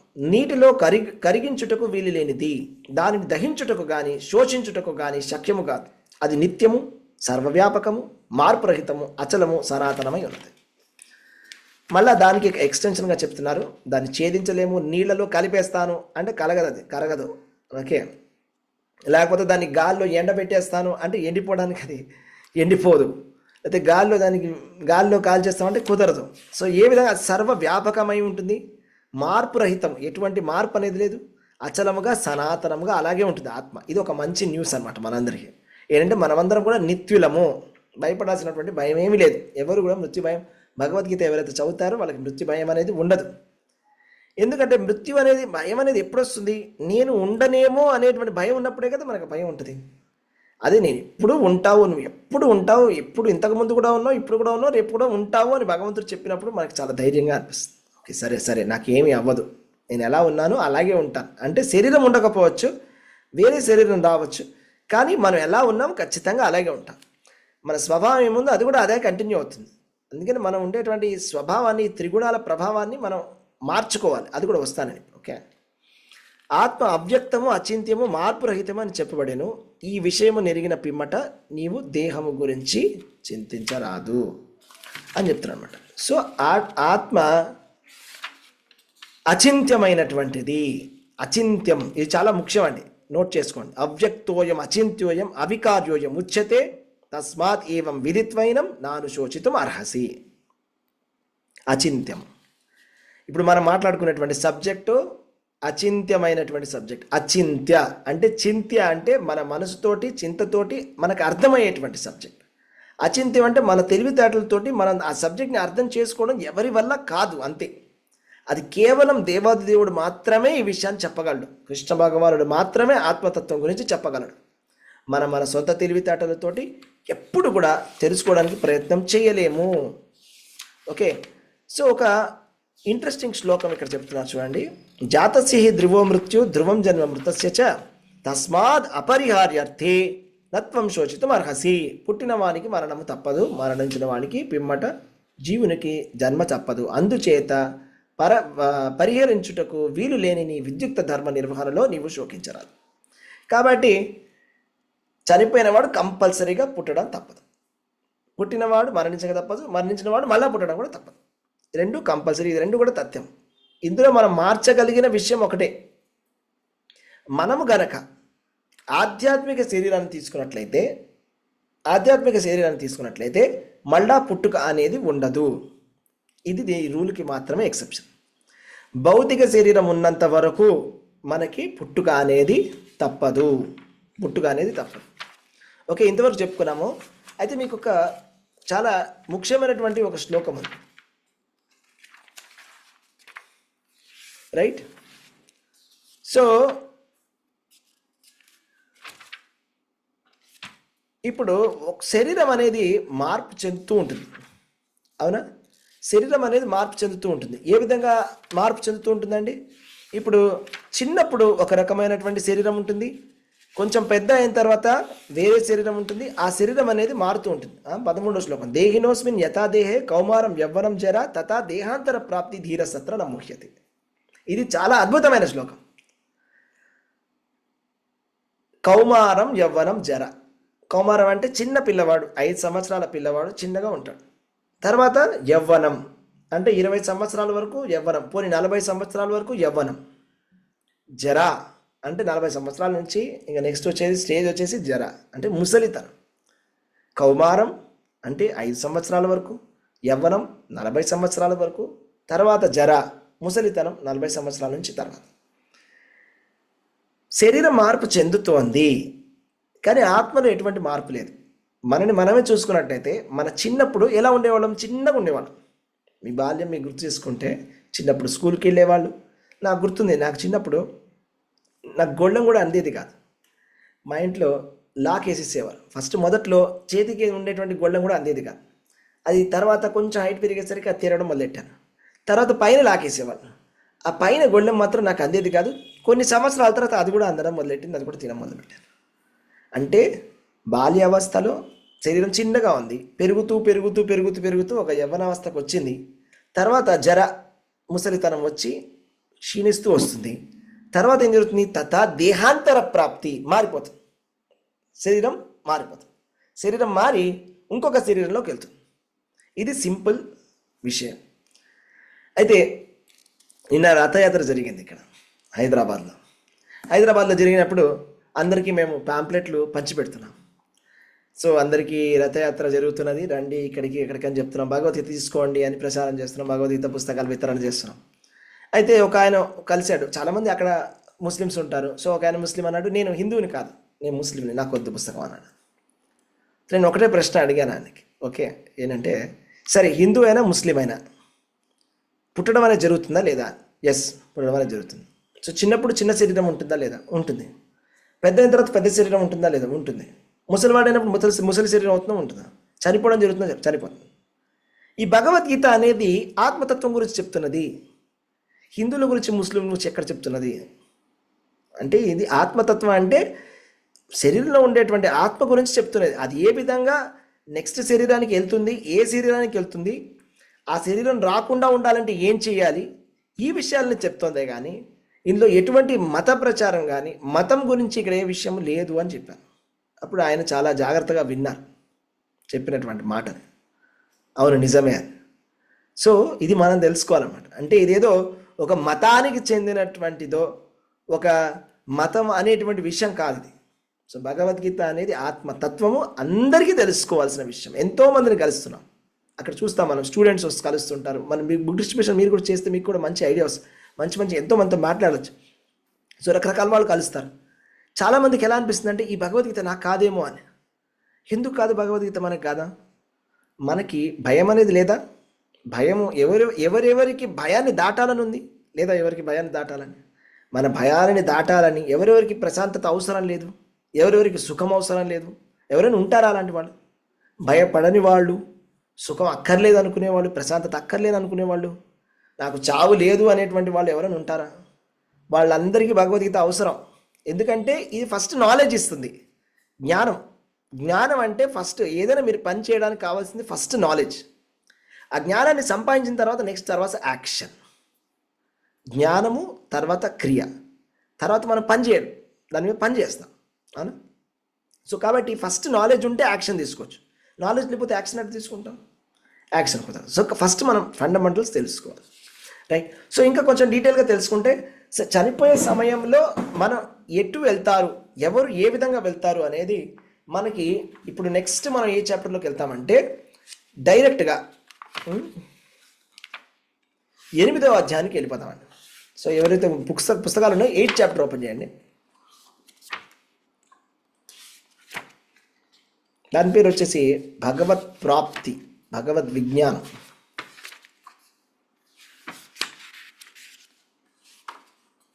భగవత్ ప్రాప్తి. ఈ భగవత్ ప్రాప్తి అనే అధ్యాయం చాలా ముఖ్యమైన అధ్యాయం. ఇప్పటివరకు ఏం తెలిసింది మనకి? మనం శరీరం కాదు, మనం ఆత్మ అనే విషయం తెలిసింది. నెక్స్ట్, చనిపోయే సమయంలో ఏం జరుగుతుంది అనే విషయాన్ని తెలుసుకోవాలంటే 8వ అధ్యాయం భగవత్ ప్రాప్తి అనే అధ్యాయం చూడాలి. అందులో మీరు కొంచెం ముందుకు వచ్చినట్లయితే కృష్ణ భగవానుడు ఇక్కడ చెప్తాడు. ఆరో శ్లోకం చూడండి. యం యం వాపి స్మరన్ భావం త్యజత్యంతే కలేవరం తం తమేవైతి కౌంతేయ సదా తద్భావ భావితః.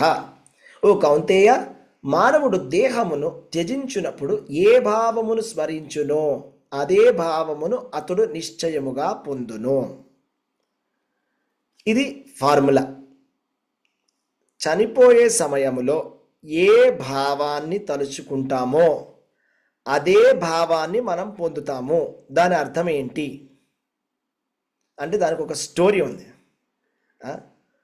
కైలాష్ అని ఒక అబ్బాయి ఉండేవాడు, ఒక ఆయన అయితే ఒకసారి నారదుల వారు వచ్చి అడిగారు కైలాస్ని, నిన్ను వైకుంఠాన్ని తీసుకెళ్తాను వస్తావా అని. అయితే ఆ కైలాస్ ఆయన అన్నాడు, లేదు లేదు ఇప్పుడు నేను రాను, ఎందుకంటే నా పిల్లలు ఉన్నారు, వాళ్ళందరిని చూసుకోవాలి, నేను ఎక్కడికి రాను, నన్ను తీసుకెళ్ళద్దు అంటాడు. సరే అని కొన్ని రోజుల తర్వాత వచ్చి చూసేసరికి ఆ కైలాస్ అనేటువంటి ఆయన చనిపోయాడు. చనిపోయిన తర్వాత సరే ఎక్కడున్నాడు అని వెళ్ళి చూస్తే అక్కడ ఒక కుక్క కనిపించింది. ఆ కుక్క కనిపిస్తే కుక్కను చూసి, నేనే కైలాష్ని, బావు బావు అన్నాడు. ఓ నువ్వా కైలాష్, ఇక్కడున్నావా ఇప్పుడు అని. అవునండి, కుక్క కింద పుట్టాను, ఎందుకంటే నేను చనిపోయేటప్పుడు అదే మా పిల్లలు ఏమైపోతారనే ఆలోచనలో చనిపోయాను, ఇప్పుడు వాళ్ళని ఇలా కాపాడుకుంటున్నాను, ఇప్పుడు నేను ఇలా కుక్కలాగా వాళ్ళని ఎప్పుడు చుట్టుపక్కల చూసుకుంటూ ఉంటాను, కాపాడుకుంటూ ఉంటాను. సరే అయితే ఏదో అయితే అయిందిలే కానీ ఇప్పుడు వెళ్తాం పద వైకుంఠానికి వస్తావా అంటే, లేదు లేదు నేను ఇప్పుడు రాను, నేను ఇక్కడ చాలా చూసుకోవాలి, ఇక్కడ చాలా వాళ్ళు సరిగ్గా ఎప్పుడు డోర్లు సరిగ్గా వెయ్యరు, నేను ఎవరైనా దొంగలు పడితే మరి ఆపేది ఎవరు, నేను చూసుకోవాలి, నేను రానని చెప్తాను, వెళ్ళండి. పోనీ మళ్ళా వస్తాడు నారదులు వారు. ఈసారి మళ్ళీ చనిపోయి ఉంటాడు. చనిపోయిన తర్వాత అక్కడ చూస్తే ఒక పావులాగా కనిపిస్తాడు. పుస్ అంటాడు, నేనే కైలాసినాను. అయితే మరి ఇదేంటి ఇప్పుడు పాము అయిపోయావు కదా అంటే ఆయన అంటాడు అనమాట, ఇక్కడ వీళ్ళు పొలాల్లో చాలా ఎలకలు ఉన్నాయండి, ఆ పొలాలన్నీ తినేస్తున్నాయి, సో మా పిల్లలు వాళ్ళ పొలాల్లో వాళ్ళకి నష్టం అవుతుంది, కాబట్టి ఇక్కడ ఉండేటువంటి ఎలకలన్నిటిని నేను చంపి తిని కాపాడుతాను. సో సరే ఇప్పుడైనా వస్తావా భగవంతుడు దామనికంటే నేను ఇప్పుడు కూడా రాను అని చెప్తాడు. అప్పుడు నారదుల వారు పోయి వాళ్ళ పిల్లలకి వెళ్ళి చెప్తారనమాట, మీ పొలంలో ఒక పాము ఉంది అని. వాళ్ళు కర్రలు తీసుకొని వచ్చి కొట్టి చంపేశారు. సో కొట్టి చంపిన తర్వాత ఇంక ఏమీ లాభం లేదు, ఎక్కడికి వెళ్ళడం మనకు తెలియదు. అంటే మన భావం ఎంఎం యాది స్మరణ భావం అంటే మనం ఎటువంటి భావంతో చనిపోతున్నాం అంటే మన జ్ఞానంతో చనిపోవాలి. మోహంతో చనిపోయినట్లయితే ఖచ్చితంగా ఇలాగే జరుగుతుంది. కైలాసకి అయినట్టుగా నెక్స్ట్ పశువు శరీరం దొరకడమో లేకపోతే ఇంకేదో జరగడం జరుగుతుంది. అది మన పురంజనుడి స్టోరీ చూస్తే పురంజనుడు ఏం చేస్తాడు, తన భార్యను తలుచుకుంటూ చనిపోతాడు. ఏమవుతుంది, ఒక స్త్రీ కింద పుడతాడు వచ్చే జన్మలో, అవునా? తర్వాత ఆ స్త్రీకి ఎవరో వచ్చి గుర్తు చేయాల్సి వస్తుంది అనమాట, నువ్వు కిందటి జన్మలో పురంజనుడివి, నువ్వు మర్చిపోయావు అని చెప్తే అప్పుడు గుర్తు చేసుకుంటాడు మళ్ళా. అలాగా ఒక జీవుడు మోహంలో పడిపోయి భౌతికంగా ఉన్నట్లయితే భౌతికంగా మళ్ళా జన్మ తీసుకోవాల్సి ఉంటుంది. ఈ విషయాన్ని అర్థం చేసుకోవాలి. ఓకే, ఎలాంటి భావంతో చనిపోతారో ఆ భావం బట్టి వాళ్ళకి శరీరం ఇవ్వబడుతుంది. ఎలాంటి శరీరం వస్తుందని డీటెయిల్ నేను ఒక 2 నిమిషాలు చెప్తాను.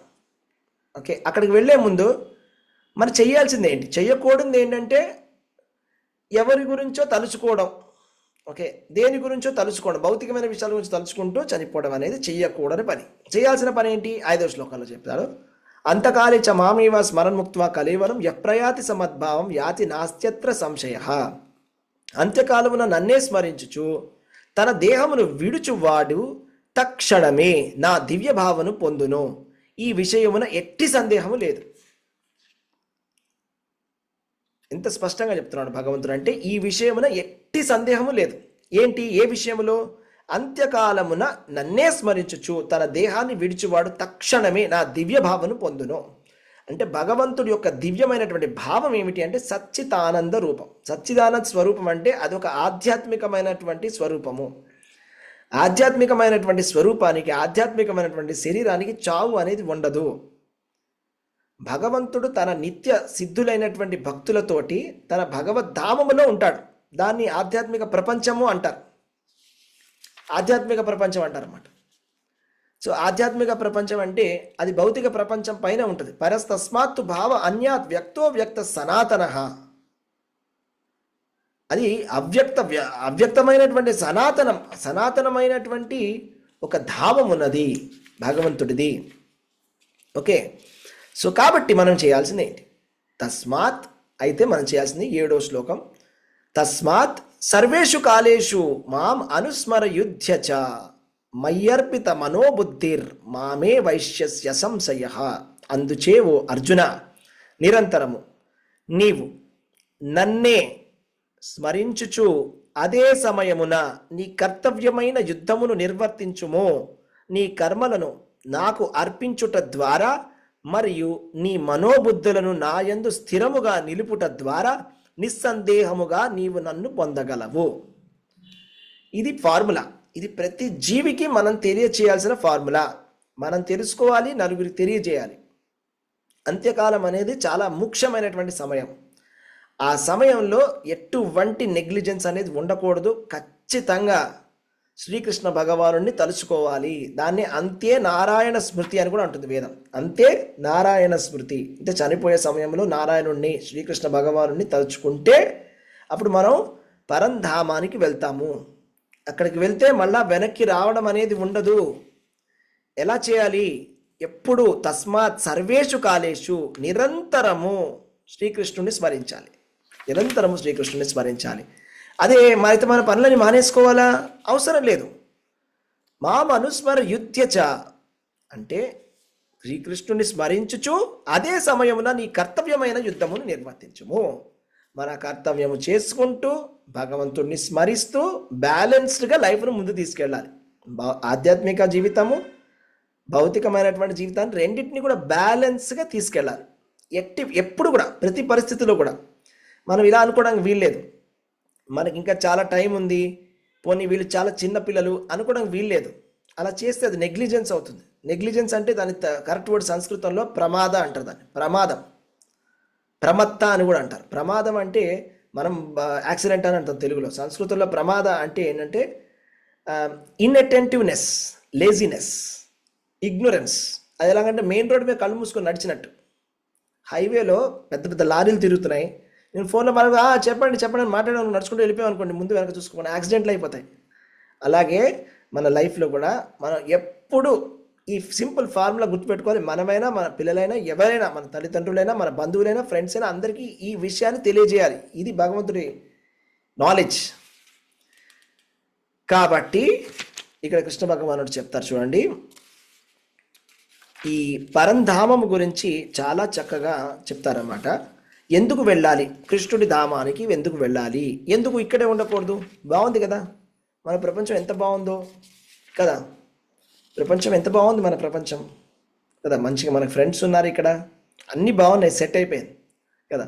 కానీ కృష్ణుడు ఏం చెప్తున్నా అంటే అలా కాదు. ఇది వచ్చేసి దుఃఖాలయము, అశాశ్వతము. ఇది దుఃఖాలయము, దుఃఖానికి ఆలయం. మీరు ఎంతగా ప్రయత్నం చేసినా, ఎన్ని రకాల ప్లాన్స్ చేసుకున్నా కూడా ఇందులో ఎటువంటి కష్టాలు అనేవి వస్తూనే ఉంటాయి. మనం ఎన్ని రకాలుగా ప్రయత్నం చేసినా అది అవ్వదు. ప్రహ్లాదుడు అదే అంటాడు భాగవతంలో. ఎంతోమంది రకరకాల ప్రణాళికలు వేస్తారు. ఎన్నెన్నో ప్రణాళికలు వేయడం వల్ల, ఆ ప్రణాళిక వేయడం వల్ల కొత్త ప్రాబ్లం స్టార్ట్ అయిపోతుంది. అంటే మనం ఒక ప్రాబ్లం సాల్వ్ చేయాలని ఒక ప్రాబ్లం చేస్తాము, దానికి ఇంకో కొత్త ప్రాబ్లం స్టార్ట్ అయిందంట. ఒక బ్రహ్మచారి ఉన్నాడు, వాళ్ళ గురువుగారు అన్నారు, నేను ఇప్పుడే ఊరు వెళ్ళేసి వస్తా, ఒక ఏడాదిలో వస్తాను, జాగ్రత్తగా ఉండనంట. ఆ బ్రహ్మచారి ఆశ్రమంలో ఆలోచిస్తూ అబ్బా ఎన్ని ఎలకలు ఉన్నాయో, తలకాయ నొప్పి వచ్చేస్తుందిరా బాబు అని చెప్పేసి ఒక పిల్లి తీసుకొచ్చానంట. అయితే ఇప్పుడు ఆ పిల్లికి పాలు ఎక్కడి నుంచి ఇవ్వాలి అని చెప్పేసి ఆవు కొనుక్కొచ్చాడు. నెక్స్ట్ ఇప్పుడు ఈ ఆవును చూసుకునేది ఎవరు అని చెప్పేసి పెళ్లి చేసుకున్నాడు. ఇంకా పెళ్లి చేసుకున్న తర్వాత ఇల్లు కట్టుకున్నాడు. ఇంకా చివరికి ఆయన వాళ్ళ గురువు గారు వచ్చేసరికి ఏమైపోయిందిరా నీకు అంటే అప్పుడు చెప్పాడు, అది ఒక ఎలకని చంపడం కోసం పిల్లిని తెచ్చాను, పిల్లికి పాలు ఇవ్వాలని చెప్పి ఆవును తెచ్చాను, ఆవును చూసుకోవడానికి పెళ్లి చేసుకున్నాను, సో ఇదంతా చేసుకున్నాను. ఇలా ఉంటుంది మన ప్లాన్ మేకింగ్ అనేది. ఒకటి చేస్తే ఇంకో ప్రాబ్లం స్టార్ట్ అయిపోతుంది, ఒక ప్రాబ్లం సాల్వ్ చేయడానికి వెళ్తే ఇంకో ప్రాబ్లం సాల్వ్ అవుతుంది. కానీ ఈ ప్రాబ్లం సొల్యూషన్ అనేది ఎండ్ లేదు దానికి. కానీ మనకి ఎంత ప్రయత్నం చేసినా ఏదో ఒకటి దెబ్బ తగులుతూనే ఉంటుంది. కరెక్ట్ సొల్యూషన్ ఏంటి అంటే మనం ఎప్పుడు కూడా భగవంతుడి పాద పద్మాలని స్మరిస్తూ ఉండాలి. ఎంత కష్టం వచ్చినా ఎలాంటి కష్టం వచ్చినా భగవంతుడి పాద పద్మాలను స్మరిస్తూ ఉండాలి. అఫ్ కోర్స్ మనం చేయాల్సినటువంటి ప్రణాళికలు మనం చేసుకుంటూనే ఉండాలి. మానేయమని భగవంతుడు చెప్పలా. మీకేమైనా రోగం వస్తే అసలు మందు తీసుకోండి అని చెప్పట్లే కృష్ణుడు, అలా కాదు. కానీ ఎప్పుడు కృష్ణుడిని స్మరిస్తూ మనం తీసుకోవాలి. మీరు మందు తీసుకున్నా కూడా మందు తీసుకునేటప్పుడు కూడా ఓహో ఔషధం అంటే కృష్ణుడు అని తీసుకోవాలి. భగవంతుడి జీవితంలో కృష్ణుడు చెప్తున్నాడు ఔషధాన్ని నేనే అని. ఔషధం అంటే కృష్ణుడు, ఓకే కృష్ణుడు అని చెప్పి తీసుకోవాలి.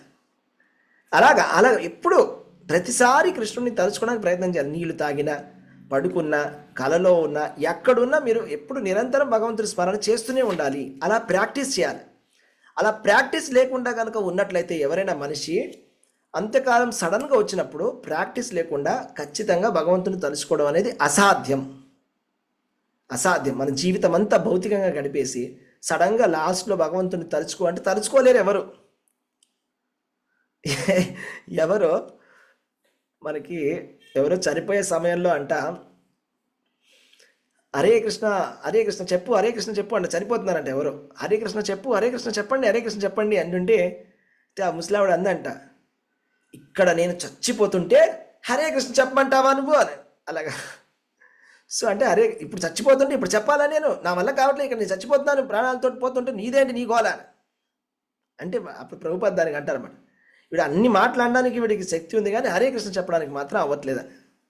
అయితే ఎవరో అలాగే చనిపోయే సమయంలో నారాయణ అను అంటే అర్థం కావట్లేదు, వినిపించట్లేదంట. నారాయణ చెప్పు, నారాయణ ఒక తాడు చూపిస్తే నారని చూపించారంట. నారు చూపించి నారాయణ గుర్తొస్తుందేమో, నారా అని చూపిస్తే ఇది నారా అంటారు కదా, నారాయణలో అట్లీస్ట్ నారాయణ వస్తుందేమో అనుకున్నారంట.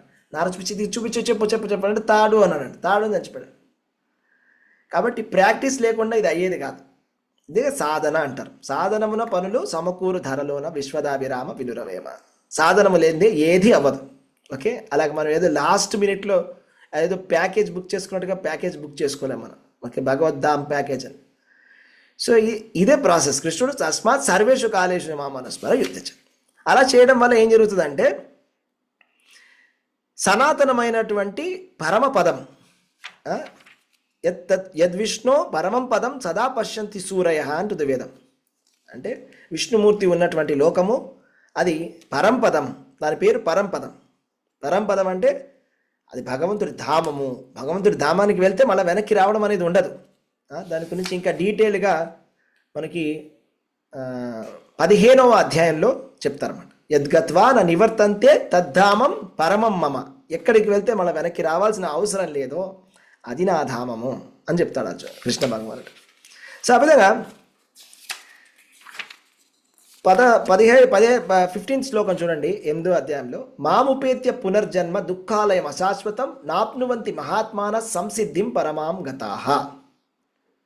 మాం ఉపేత్య అంటే భక్తియోగులైనటువంటి మహాత్ములు నన్ను పొందిన పిమ్మట అత్యున్నత సంసిద్ధిని పొందిన వారొకటచే దుఃఖాలయమైనటువంటి ఈ అనిత్య జగత్తును మరలా ఎన్నడూ తిరిగి రారు. ఈ అనిత్యమైనటువంటి జగత్తుకు మళ్ళా తిరిగి రావాల్సినటువంటి పరిస్థితి అవసరం లేదు. ఎప్పుడైతే మనము మాముపేత్య కృష్ణ భగవానుడి యొక్క శరణాగతి పొందినటువంటి వాళ్ళు మళ్ళా ఈ పునర్జన్మ అనేది ఈ ప్రపంచానికి రావాల్సిన అవసరం లేదు. మరి ఎవరైతే కృష్ణ భగవాను విడిచిపెట్టి రకరకాలుగా చేస్తారో వాళ్ళ పరిస్థితి ఏమవుతుంది? నెక్స్ట్ శ్లోకంలో ఉంది. ఆ బ్రహ్మ భువనాల్లోక పునరావర్తినోర్జున మాముపేత్యతు కౌంతేయ పునర్జన్మన విద్యతే. భౌతిక జగత్తులోని అత్యున్నత లోకము మొదలగు అత్యధమ లోకము వరకు గల సమస్త లోకములు జన్మ మృత్యు భరితములై దుఃఖ ప్రదేశములే కానీ ఓ కౌంతేయ నా లోకమును చేరువాడు పునర్జన్మను పొందడు. జీవన్ముక్తి అంటే భగవంతుడి ధామానికి వెళ్ళినటువంటి వాడికి పునర్జన్మ అనేది ఉండదు. ఈ విషయాన్ని మనం అర్థం చేసుకోవాలి. అయితే ఇప్పుడు నెక్స్ట్ ప్రశ్న ఏంటంటే, సరే 2 రకాలు ఉన్నాయి. భక్తి చేసేటువంటి వాడు, భక్తి చేయనటువంటి వాడు. భక్తి మళ్ళీ అందులో కూడా ఒక రకం ఉంది. భక్తి చేసి ఫెయిల్ అయ్యేవాడు వాడు ఎక్కడికి వెళ్తాడు? భక్తి చేసి పాస్ అయ్యేవాడు ఎక్కడికి వెళ్తాడు? భక్తి చేసి పాస్ అయ్యేవాడు భగవంతుడి ధామానికి వెళ్తాడు. కృష్ణుడు స్పష్టంగా చెప్పాడు, అది మనకు క్లారిటీ వచ్చేసింది. గొప్ప గొప్ప ఆచార్యులు, భీష్మాచార్యుడు భగవంతుడిని తలుచుకుంటూ కృష్ణనామం చెప్పుకుంటూ భగవంతుడి ధామానికి వెళ్ళిపోయారు. Very good. సరే, మేము చేస్తామండి, మీరు చెప్పినట్టుగా భక్తి యోగం చేస్తాము, మీరు చెప్పినట్టుగా రూల్స్ ఫాలో చేస్తాము, అంతా కష్టం, మాకు ఎంత ఇబ్బందిగా ఉన్నా కూడా అన్నీ ఫాలో చేస్తాం. కానీ ఇంత చేసి భగవంతుడి ధామానికి వెళ్ళకపోతే మా పరిస్థితి ఏంటి అనే ప్రశ్న మనకు వస్తుంది. భగవంతుడి ధామానికి వెళ్ళలేదు, పోనీ భౌతికంగా మా ఫ్రెండ్స్ వాళ్ళందరూ కూడా నార్మల్గా వాళ్ళు ఏదో ఎంజాయ్ చేశారు, ఆ విధంగా మేము ఎంజాయ్ చేయకుండా ఏవో రూల్స్ రెగ్యులేషన్స్ అనుకుంటూ కష్టపడ్డాము, ఏటూ కాకుండా పోయింది. అయితే మేము ఎటు పోతామంటే 6వ అధ్యాయంలో కృష్ణుడు దీనికి సమాధానం చెప్తున్నారండి. చూడండి, 6వ అధ్యాయం తీయండి, 6th చాప్టరు. ధ్యాన యోగంలో కృష్ణ భగవానుడు చెప్తున్నాడు. అర్జునుడు ఒక ప్రశ్న అడగడం జరుగుతుంది. ఎవరైతే కనుక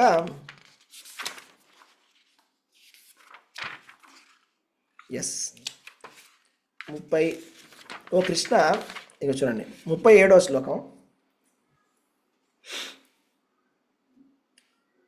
37 ఓ కృష్ణ, మొదట ఆత్మానుభూతి మార్గమున మిక్కిలి శ్రద్ధతో అంగీకరించినను పిమ్మట లౌకిక భావన చేత దానిని విడిచి యోగములో పరిపూర్ణత్వమును సాధించలేక విఫలుడైనటువంటి యోగి గతి ఏమిటి? ఏదో కొంత చేశాడు భక్తి, ఏదో కొంత ముందుకు వచ్చాం, ఏవో కొన్ని మాలలు చేయడం మొదలుపెట్టాం, కొంతవరకు చేశాం, తర్వాత ఎందుకో ఇన్స్పిరేషన్ పోయింది, ఇంట్రెస్ట్ వెళ్ళిపోయింది, భక్తి లేదు ఏం లేదని వచ్చి కూర్చున్నాం, ఏమవుతుంది? లేకపోతే ఎవరో ఒకరు ఇంకా మంచిగా పారమాలు జపం చేస్తున్నారు, ఇనిషియేషన్ కూడా తీసేసుకున్నారు, కానీ ఏదో ఒక కారణం వల్ల ఎక్కడో భౌతికమైనటువంటి అటాచ్మెంట్స్ వచ్చేసాయి, కంప్లీట్గా భగవంతుడిని 100% సరెండర్ అవ్వాల ఈ జన్మకి. వాళ్ళ పరిస్థితి ఏంటి? రెండూ చెప్తాడు కృష్ణ భగవానుడు, ఆన్సర్ చెప్తారు వినండి. 40వ శ్లోకంలో చెప్తారు చూడండి. 40 శ్రీ భగవాను వాచ, శ్రీ భగవానుడు పలికెను, ఓ పార్థ, శుభకార్యములలో నెలకొన్నటువంటి యోగి ఈ లోకమున గాని పరలోకమున గాని వినాశము చెందడు. మిత్రమా, మంచి చేయు వాడికి చెడు చే పరాజితుడు కాడు. ఉత్తీర్ణుడు కాని యోగి, 41వ శ్లోకం, ఉత్తీర్ణుడు కాని యోగి యోగ భ్రష్టుడు పుణ్యజీవులు వసించు పుణ్యలోకములలో అనేక సంవత్సరములు సుఖములను అనుభవించి పిమ్మట పవిత్రులైనటువంటి గృహములలో లేక శ్రీమంతుల గృహములో జన్మించును. కొద్దిపాటిగా భక్తి చేసినా కూడా బెనిఫిట్ ఇంత ఉందండి. కొంచెం భక్తి చేసినా, స్వల్పమప్యస్య ధర్మస్య త్రాయతే మహతో భయాత్, కొంచెం భక్తి చేసినా కూడా ఏమవుతుందో తెలుసా?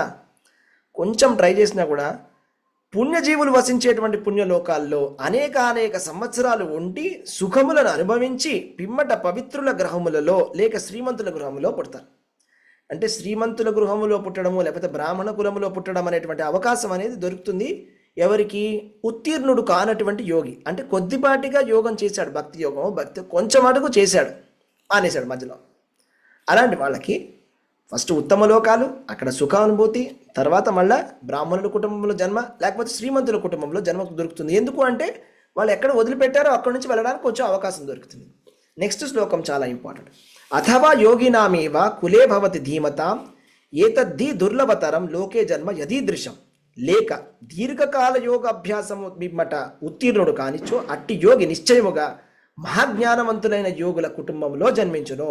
కానీ ఈ జగత్తులో అట్టి జన్మ నిశ్చయముగా మిక్కిలి దుర్లభం. ఇది చాలా ముఖ్యం. అంటే ఎవరైతే కనుక దీర్ఘకాల యోగాభ్యాసం చేశారు, మంచిగా మీరు దీక్ష తీసుకొని జపం చేశారు, హరే కృష్ణ మహామంత్రం చాలా చక్కగా జపం చేశారు, ప్రయత్నం చేశారు, మీరు చేయగలిగినంత ప్రయత్నం మీరు చేశారు, కానీ ఏదో ఒక రీజన్ వల్ల 100% భగవంతుని తలుచుకోలేకపోయారు, 100% సరెండర్ అవ్వలేకపోయారు. అప్పుడు ఏం జరుగుతుందో తెలుసా? చూడండి, అలాంటి యోగి నిశ్చయముగా మహాజ్ఞానవంతులైనటువంటి యోగుల కుటుంబంలో జన్మించరు. అంటే ఒక మంచి భక్తుల కుటుంబంలో జన్మ అనేది దొరుకుతుంది. అంటే భక్తుల కుటుంబంలో జన్మ దొరికిందంటే చిన్నప్పటి నుంచే మళ్ళీ భక్తి కంటిన్యూ చేయడానికి వీలుగా ఉంటుంది. ఇప్పుడు చాలా చక్కగా కంటిన్యూ చేసుకోవచ్చు నెక్స్ట్ జన్మలో. ఎవరు మంచిగా చేస్తూ లాస్ట్ వరకు ట్రై చేశారో అవ్వనటువంటి వాళ్ళు. అసలు ఏం జరుగుతుంది మీకు చెప్తాను, ఇంట్రెస్టింగ్ విషయం. మా గురువు గారు జయపతాక స్వామి మహారాజ్. సో ఎవరైనా కూడా వాళ్ళ శిష్యులు ఎవరైనా చనిపోయినప్పుడు వెళ్ళి అడుగుతారు జయపతాక స్వామి మహారాజ్ని, ఎక్కడికి వెళ్ళాడు, ఈయన ఏం చేశారు, ఈయన మీ శిష్యుడు ఇలా చనిపోవడం జరిగింది, ఆయన ఏ లోకానికి వెళ్ళాడు చెప్పగలరా? అందరికీ కుతూహలత తెలుసుకోవాలని. అయితే మా గురువుగారు చెప్తారు, ఆయన భక్తుల కుటుంబంలో జన్మిస్తాడు అని చెప్తారు. అంటే భక్తుడు ఎప్పుడైనా కూడా భక్తుల కుటుంబంలో జన్మించడానికి గ్యారంటీ. అదే చాలా బాగా భక్తి చేసినట్లయితే, చనిపోయే సమయంలో కూడా భగవంతుడు చైతన్యంలో ఉన్నట్లయితే మా గురువు గారు జడ్జిమెంట్ చేసి చెప్తారు, ఈ శిష్యుడు, ఆయన శిష్యుల గురించి చెప్తున్నాడు, ఈ శిష్యుడు భగవంతుడు ధామానికి వెళ్ళాడు అని చెప్తారు స్పష్టంగా. చాలా కొంతమంది తక్కువ మంది చెప్తారు అట్లా, ఎవరైతే చాలా సీరియస్గా మంచిగా చేస్తారో వాళ్ళకి ఈ శిష్యుడు భగవంతుడు ధామానికి వెళ్ళాడని చెప్తారు గురువుగారు. అంటే భగవంతు చైతన్యంలో శరీరాన్ని విడిచిపెట్టారు వాళ్ళు. అలా చెప్పినటువంటి అలాంటి ఎన్నో సందర్భాలు ఉన్నాయన్నమాట. కాబట్టి తెలుసుకోవాల్సింది ఏంటంటే ఇదేది వేస్ట్ కాదు. మనం చేసేది. చాలామంది ఎగతాళి చేస్తారు, హేళనగా మాట్లాడతారు. మీరంతా ఇవన్నీ చేయొద్దు, ఇదంతా ప్రాక్టికల్ కాదు, వదిలేసి ఇవన్నీ పట్టించుకోదు. ప్రాక్టికల్ కాదు, డేంజరు, అది చెప్తుంది శాస్త్రము. ప్రాక్టికల్ కాదు, ప్రాక్టికల్ కాదు అని చెప్పి తప్పు పనులు చేపిస్తారా? చేయకూడదు కదా. డేంజరు, మనం ఎక్కడికో వెళ్ళిపోతాం కిందకి. చాలా జాగ్రత్తగా కాపాడుకోవాలి మనిషి శరీరాన్ని. అట్లీస్ట్ మన ప్రభుపాదుల వారు చెప్తారు, ఎవరైతే హరే కృష్ణ ఈ ఉద్యమంలో ఉంటారో వాళ్ళందరూ ఖచ్చితంగా స్వర్గలోకాలకి వెళ్ళడం గ్యారంటీ అని. వాళ్ళు స్వర్గలోకాలకు వెళ్ళి చాలా సుఖంగా గ్యారంటీగా ఉంటారు. భగవంతుడి ధామానికి వెళ్ళగలిగిన వాళ్ళు వెళ్తారు. ఎవరైతే చాలా సీరియస్గా భక్తి చేస్తారో వాళ్ళు భగవంతుడి ధామానికి వెళ్తారు. వెళ్ళలేకపోతే కూడా ఏం భయం లేదు, వాళ్ళు స్వర్గలోకాలలో ఎన్నో సంవత్సరాలు ఉండి తర్వాత మళ్ళా భక్తుల కుటుంబంలో పుడతారు. వాళ్ళ జన్మనే అదృష్టం అని. ఇది మనం చేస్తున్నటువంటి పని. సో ఈ విధంగా మనం వెళ్ళాలి. అయితే ఇప్పుడు పాజిటివ్ మాట్లాడుకున్నాం. భగవంతుని తలుచుకుంటూ అంత్యకాలంలో స్మరించేవాడు భగవంతుడు ధామానికి వెళ్ళాడు. కొంతవరకు స్మరించుకోలేనటువంటి వాడు మంచి భక్తుల కుటుంబంలో పుట్టాడు. అంత కూడా చేయకుండా ఎంతో కొంత భక్తి చేసి మధ్యలో వెళ్ళిపోయినవాడు శ్రీమంతుల ఇంట్లోనో లేకపోతే బ్రాహ్మణుల కుటుంబంలోనో పుట్టాడు. మరి అసలు భక్తే చేయని వాడి పరిస్థితి ఏంటి, అసలు భక్తిలో లేనటువంటి వాడి పరిస్థితి ఏంటి అని అడిగినట్లయితే అది 13వ అధ్యాయంలోకి మనకి ఆన్సర్ దొరుకుతుంది అనమాట. 13వ అధ్యాయంలోకి వెళ్ళిపోదాము. 13th చాప్టర్, ప్రకృతి పురుషుడు చైతన్యం. ప్రకృతి పురుషుడు చైతన్యంలోకి వెళ్ళిపోదాం.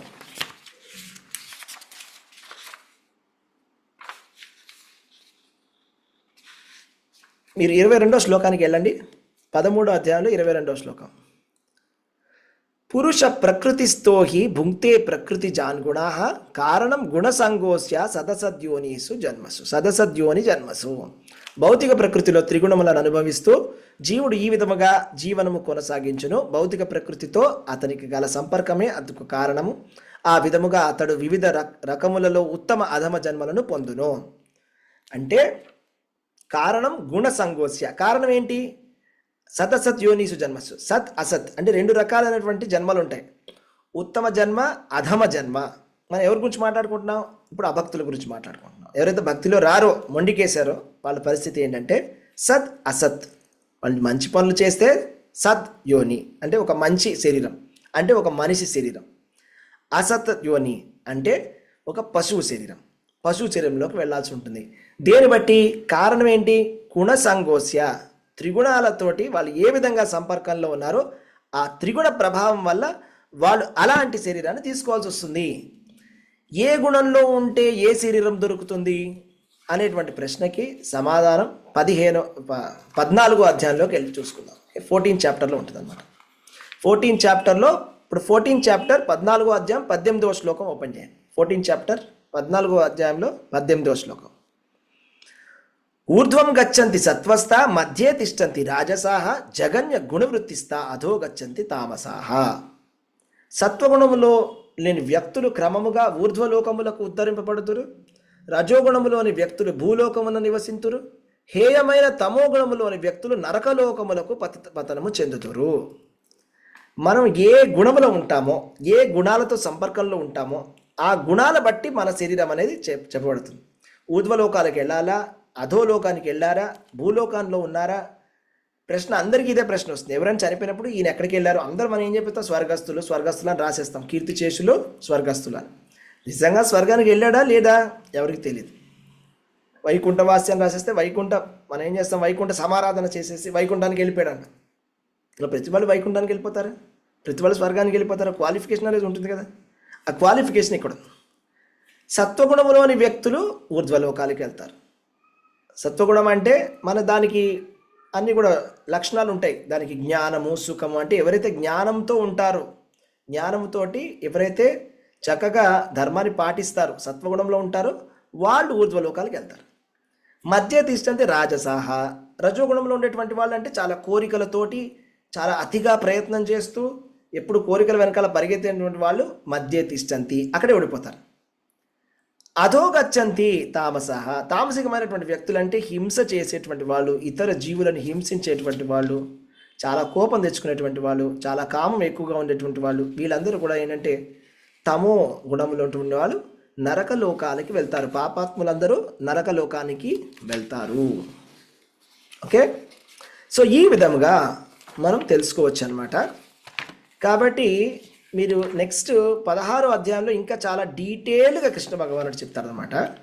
అసలు దైవీ ప్రకృతి అంటే ఏంటి, ఆసురి ప్రకృతి అంటే ఏంటి, జ్ఞానం అంటే ఏంటి, ఏ విధంగా మనం దైవీ ప్రకృతిలో ఉండాలి, డంభము, క్రోధము, లోభము, పరుష వాక్యములు ఆడుట, ఇవన్నీ కూడా మానుకోవాలి. ఎందుకంటే ఎవరైతే భగవంతుని నమ్మరో, ఎవరైతే నాస్తికులై ఉంటారో, ఎవరైతే ఎక్కువగా కామముని ఆశ్రయించి గర్వముతో, దురహంకారంతో, మదముతోటి అసుర స్వభావం కలిగి ఉంటారో, ఇతరులని హింసిస్తూ దూషిస్తూ ఉంటారో, వాళ్ళందరినీ కూడా కృష్ణ భగవానుడు చెప్తున్నాడు. ఇక్కడ చూడండి, 16వ అధ్యాయంలో 19వ శ్లోకం తీయండి.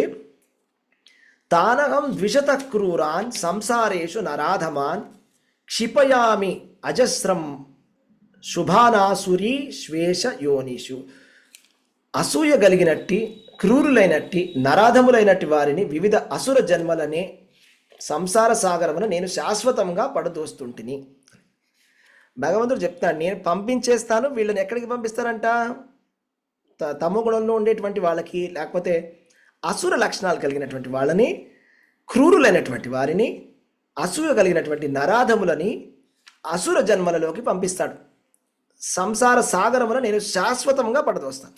అంటే వాళ్ళు ఎంత కిందకి తోసేస్తారంటే భగవంతుడు, వాళ్ళు మళ్ళా పైకి వస్తూ వస్తూ వస్తూ వస్తూ మనిషి జన్మకు వచ్చేసరికి వాళ్ళకి ఎన్నో వేల సంవత్సరాలు, కోట్ల సంవత్సరాలు పడుతుంది మళ్ళీ మనిషి జన్మ దొరకాలంటే. అంటే కోట్ల సంవత్సరాల వరకు అన్ని పశువుల జన్మలు మారుకుంటూ వైకుంఠపాళి మనం గేమ్ చూస్తాం కదా, అలో 2, 3, 4, 5, 99 వరకు వచ్చి అక్కడ ఒక పాము ఉంటుంది 99లో. ఆ పాము కనుక పట్టుకుంటే అది మళ్ళీ 2కి తీసుకొచ్చేస్తుంది. అలా అయిపోతుంది. ఎవరైతే కనుక చాలా భగవంతుని ద్వేషిస్తూ దూషిస్తూ చాలా క్రూరమైనటువంటి స్వభావం కలిగినటువంటి అసురులందరికీ కూడా అలా వాళ్ళని చాలా కిందకి తోసేస్తాడు భగవంతుడు. కాబట్టి మనం ఏం చేయాలి చివరికి అంటే 18వ అధ్యాయంలో కృష్ణ భగవానుడు మనకి సొల్యూషన్ చెప్తాడు. కృష్ణ భగవానుడు మనకి 18వ అధ్యాయం తీసినట్లయితే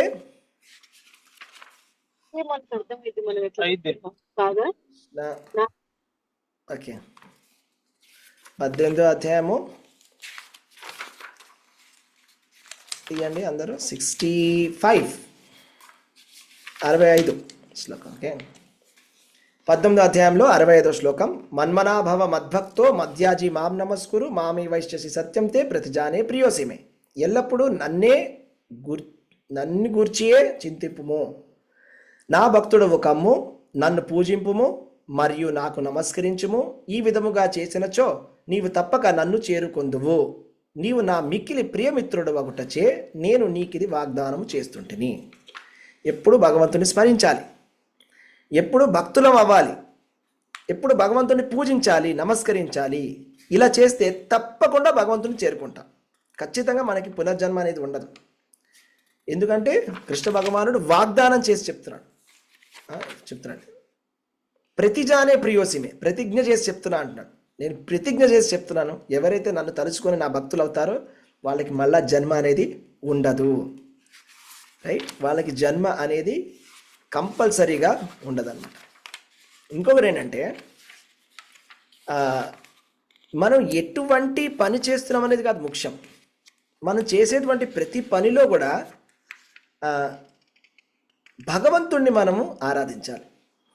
ఓకే, సో అది చాలా ముఖ్యం అన్నమాట. ఇక్కడ చూడండి 46వ శ్లోకం, 18వ అధ్యాయంలో 46వ శ్లోకం. సమస్త జీవులకు మూల కారణము సర్వవ్యాపకుడైన భగవానుని స్వకర్మ నిర్వహణతో అర్చిస్తూ మానవుడు పరిపూర్ణత్వంని సాధించగలడు. ఎవరైనా ఉండొచ్చండి, మనం ఏం చేస్తున్నాం ఆ పని కాదు ముఖ్యం. ఏదైనా చేస్తుండొచ్చు, మీరు ఎవరైనా అవ్వండి, మీరు ఏదే పని చేయండి, అది కాదు ఇంపార్టెంట్. మీరు పని చేస్తున్నప్పుడు మీరు కృష్ణుణ్ణి అర్చిస్తున్నారా లేదా, మీ స్వకర్మ నిర్వహణ చేస్తున్నారు, సంతోషం. కృష్ణుణ్ణి అర్చిస్తున్నారా లేదా? మీరు కృష్ణుణ్ణి అర్చించినట్లయితే పరిపూర్ణత్వాన్ని సాధిస్తారు, అది గ్యారెంటీ. కృష్ణుణ్ణి అర్చించినట్లయితే పరిపూర్ణత్వం సాధించడానికి అవకాశం లేదు. దాన్ని కూడా కృష్ణ భగవానుడు చెప్తున్నాడు. ఎవరు ఎలాంటి వాళ్ళని పూజిస్తే ఆ లోకాలకు వెళ్తాము. యాంతి దేవవ్రతాన్ దేవాన్, పితృన్ యాంతి పితృవ్రత, భూతాని యాంతి భూతేజ. మాం జజంతి మాం అపి. అంటే దేవతల ఆరాధకులు దేవతా లోకానికి వెళ్తారు, పితృ ఆరాధకులు పితృలోకానికి వెళ్తారు, భూతాలను పూజించి ప్రేతాలను పూజించే వాళ్ళు, తామసికమైన క్షుద్ర పూజలు చేసేవాళ్ళు భూతాల లోకానికి దయ్యాల లోకానికి వెళ్తారు. కానీ నన్ను పూజించేటువంటి వాళ్ళు నా లోకానికి వస్తారు అని కృష్ణ భగవానుడు చెప్తున్నాడు.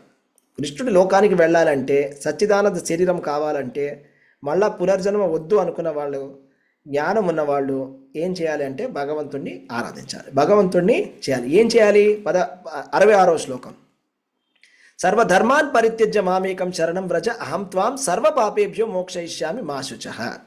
సర్వధర్మములను విడిచి కేవలము నన్నే శరణు వేడుము, సమస్త పాప ఫలముల నుండి నేను విముక్తుని చేయుదును, భయపడకుము. కృష్ణుడి ప్రామిస్ ఇది, ఫైనల్ ప్రామిస్. అన్ని ధర్మాలు మర్చిపో. నీకు మనం ఎన్నో రకరకాల ధర్మాలు రకరకాలుగా మనం ఆలోచించుకున్నాం, ఇది అది అది, అదంతా మర్చిపోయి కృష్ణ భగవానుడి శరణాగతి పొందినట్లయితే భగవంతుడు మనలో ఉండే పాపాలన్నీ కూడా తీసేస్తాడు, మనం భగవంతుడి ధామానికి వెళ్ళవచ్చు. ఇది తాత్పర్యం. కాబట్టి మనం వెనక్కి వచ్చినట్లయితే ఈ కేస్ స్టడీ మనం మాట్లాడుకున్నాం, ఈ టిటు సింగ్ కేస్ స్టడీ, పునర్జన్మ మాట్లాడుకున్నాం. ఆయన ఏం జరిగింది, ఆయన చనిపోయిన తర్వాత ఆయనకి కిందటి జన్మలో ఏం జరిగిందో ఆయనకి ఈ జన్మలో గుర్తుంది. అది ఒక అదృష్టం, అది రెండవ అవకాశం. ఇప్పుడు ఆ అవకాశాన్ని ఏ విధంగా ఆయన వాడుకుంటున్నాడు అనేది ఇంపార్టెంట్. ఇప్పుడు ఈ జన్మలో కూడా ఆయన అదే విధంగా ఉంటే ఏం లాభం లేదు. అసలు ఇప్పుడు ఒక జన్మలో ఆయన ఏమో ఇల్లీగల్ యాక్టివిటీస్ చేసేవాడు, ఇప్పుడు లీగల్ యాక్టివిటీస్ చేస్తున్నాడు, చాలా మంచి టీచర్ కింద ఉన్నారు. కానీ అది సరిపోదు, ఆయన భక్తుడు అవ్వాలి. భక్తి చేసి భగవంతుడిని ప్రార్థిస్తే అప్పుడే ఆయన భగవంతుడి ధామానికి వెళ్ళగలడు. అది చాలా ముఖ్యమైనటువంటి విషయం. ఇది మనం అందరం ఖచ్చితంగా తెలుసుకోవాలి. సో ఇంకా స్పెసిఫిక్స్ అంటారా, 100 డేస్లో మళ్ళీ ఎలా పుట్టాడు, పోనీ మళ్ళీ ఆయనకి స్మృతి ఎలా ఉంది, ఇవన్నీ కూడా మనకు మిస్టరీ, మనకు తెలియదు.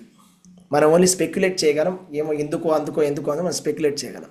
నాకు కూడా ఐడియా లేదు, రైట్?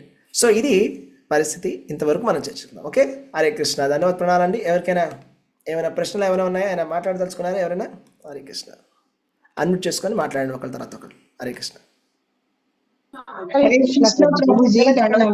అండి 2వ అధ్యాయంలో 20వ శ్లోకం చెప్పారు కదా, ఆత్మ పుట్టదు, దానికి అవన్నీ తడవదు, గాలికి అగ్నికి.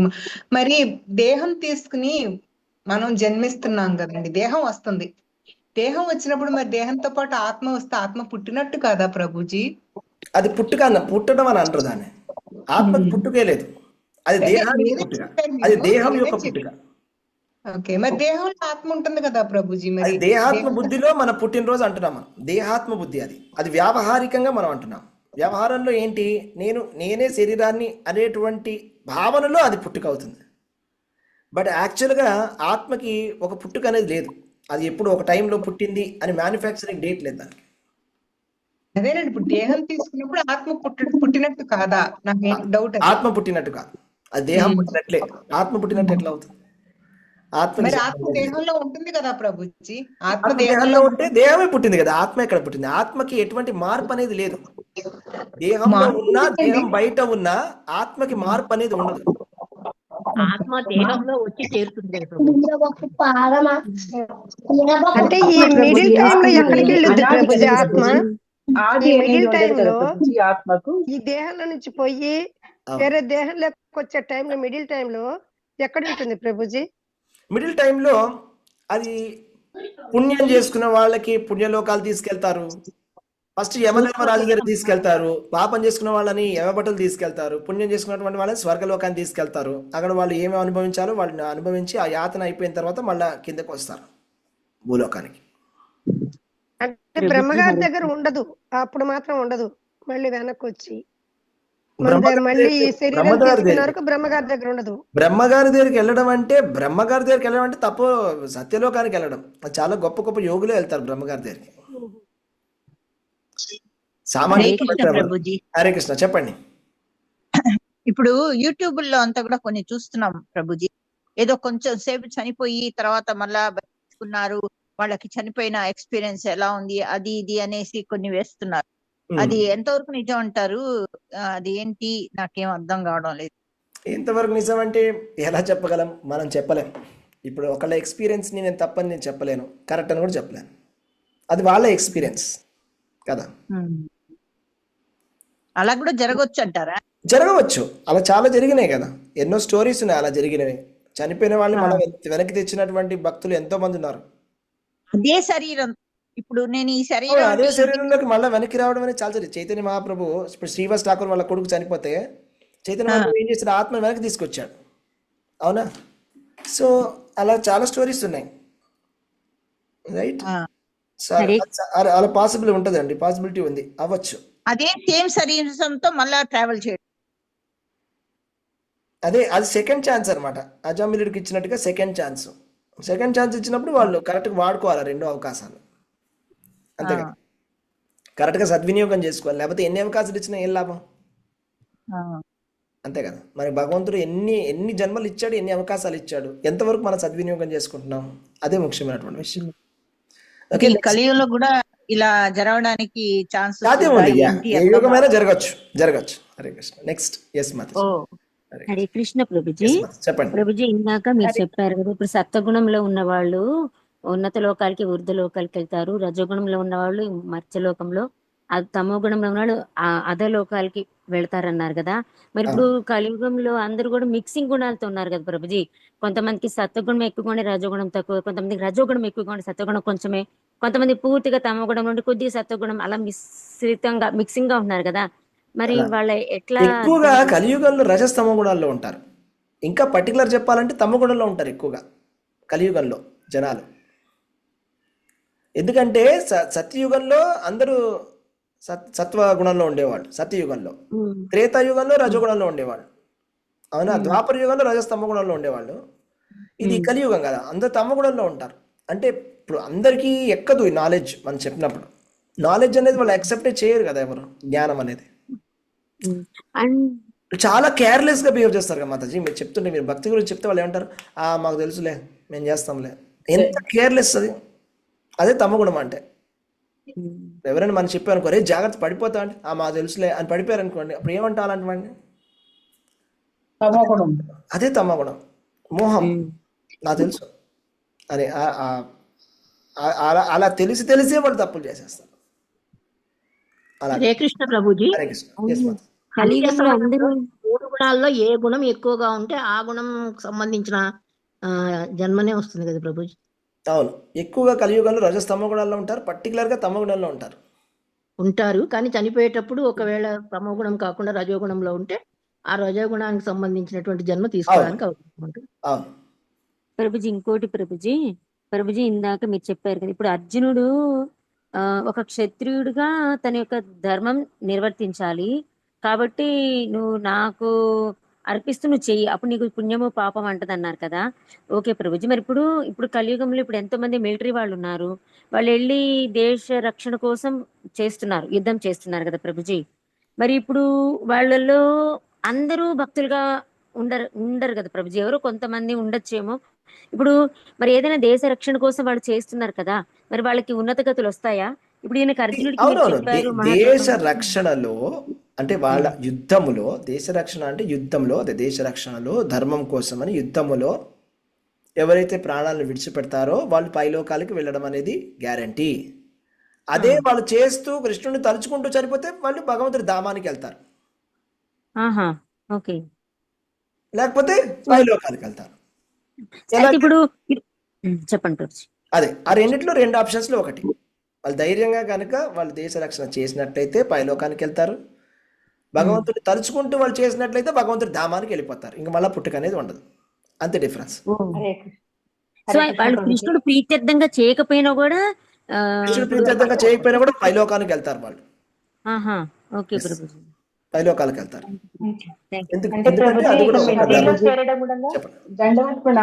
చెప్పండి మాతాజీ.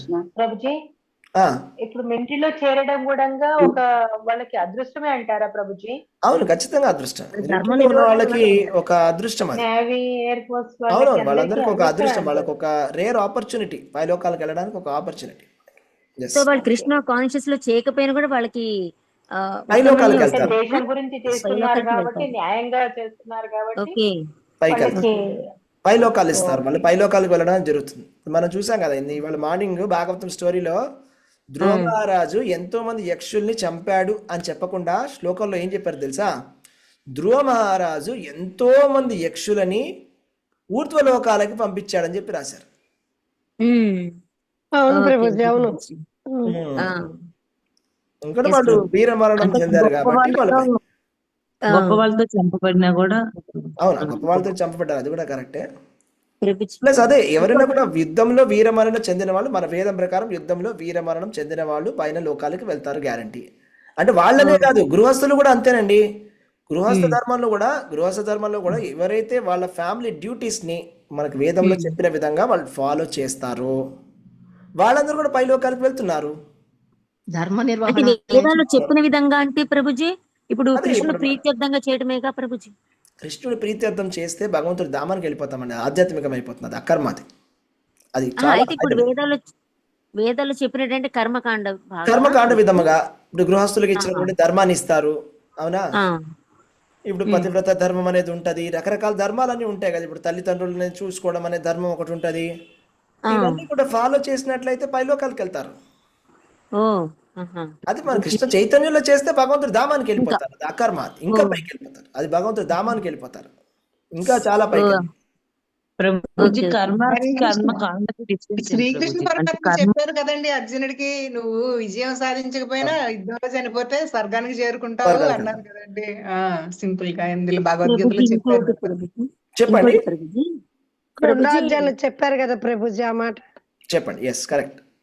చెప్పండి మాతాజీ, అడగండి. ప్రభుజీ హరే కృష్ణ ప్రభుజీ. 1 minute ఎవరు అడుగుతున్నారు, ఒక్క నిమిషం కంప్లీట్ చేసుకుందాం. చెప్పండి ప్రభుజీ. ఇప్పుడు ఒకసారి మానవ జన్మ తీసుకున్న తర్వాత మళ్ళీ మానవ జన్మ వచ్చింది ఇప్పుడు తోరణ్ సింగ్ గారికి. అయితే ఆయన చనిపోయే సమయంలో అసలు ఏ కాన్షియస్ లో ఉన్నారు, తనకి ఏ ఆలోచన ఉన్నది అనేది ప్రశ్నించారా ప్రభుజీ? కరెక్ట్ గా ఆయన షూట్ చేసే టైంలో ఆయనకు అసలు షూట్ చేసినప్పుడు ఎవరైనా కూడా ఇప్పుడు చనిపోయేటప్పుడు ఏం చెప్తాం, ఇప్పుడు మనం చెప్పారు మనం భాగవతంలో ప్రభుపాద ద్వారా రాశారు. ఇప్పుడు ఏంటంటే ఇప్పుడు ఒక కప్ప ఒక పురుగుని కప్ప పురుగుని తింటున్నప్పుడు పురుగు కప్పని చూస్తూ చచ్చిపోతుంది, అవి కప్ప కింద పుడుతుంది. ఇప్పుడు పాము కప్పని తింటున్నప్పుడు ఆ పామును చూస్తూ ఆ కప్ప చచ్చిపోతుంది, కాబట్టి అది ఆ కప్ప పాము. అదేవిధంగా ఈయన మనిషిని చూస్తూ చనిపోయాడు, మనిషి కింద పుట్టాడు, అంతే. ఓకే ప్రభుజీ, అదొక లాజిక్ లాగా ఉంది. అంతే కదా, మనిషిని చూస్తూ చనిపోయాడు కదా, మనిషిలా పుట్టాడు. ఇప్పుడు అలా అర్థమైంది ప్రభుజీ మీరు అన్నట్టుగా. కాకపోతే అసలు ఆయన నిజంగా ఏ భావనలో ఉన్నారా అసలుకి అనేది ఆయన ఉన్నారని అడుగుదాం. ఎప్పుడు ఏ భావనలో ఉన్నారంటే ఆయన సర్ప్రైజ్ షాక్ లో ఉన్నారు. ఆయన ఇదేంటి మీరు ఇక్కడ ఏం చేస్తున్నారు అని అడిగాడు లాస్ట్. ఆయన వాళ్ళు వెంటనే కనిసి తుపాకీ కల్చర్ షాక్ అయ్యాడు. ఆయన వాళ్ళని చూస్తూ వాళ్ళ గురించి ఆలోచిస్తూ చనిపోయాడు ఆయన. అలా హరే కృష్ణ.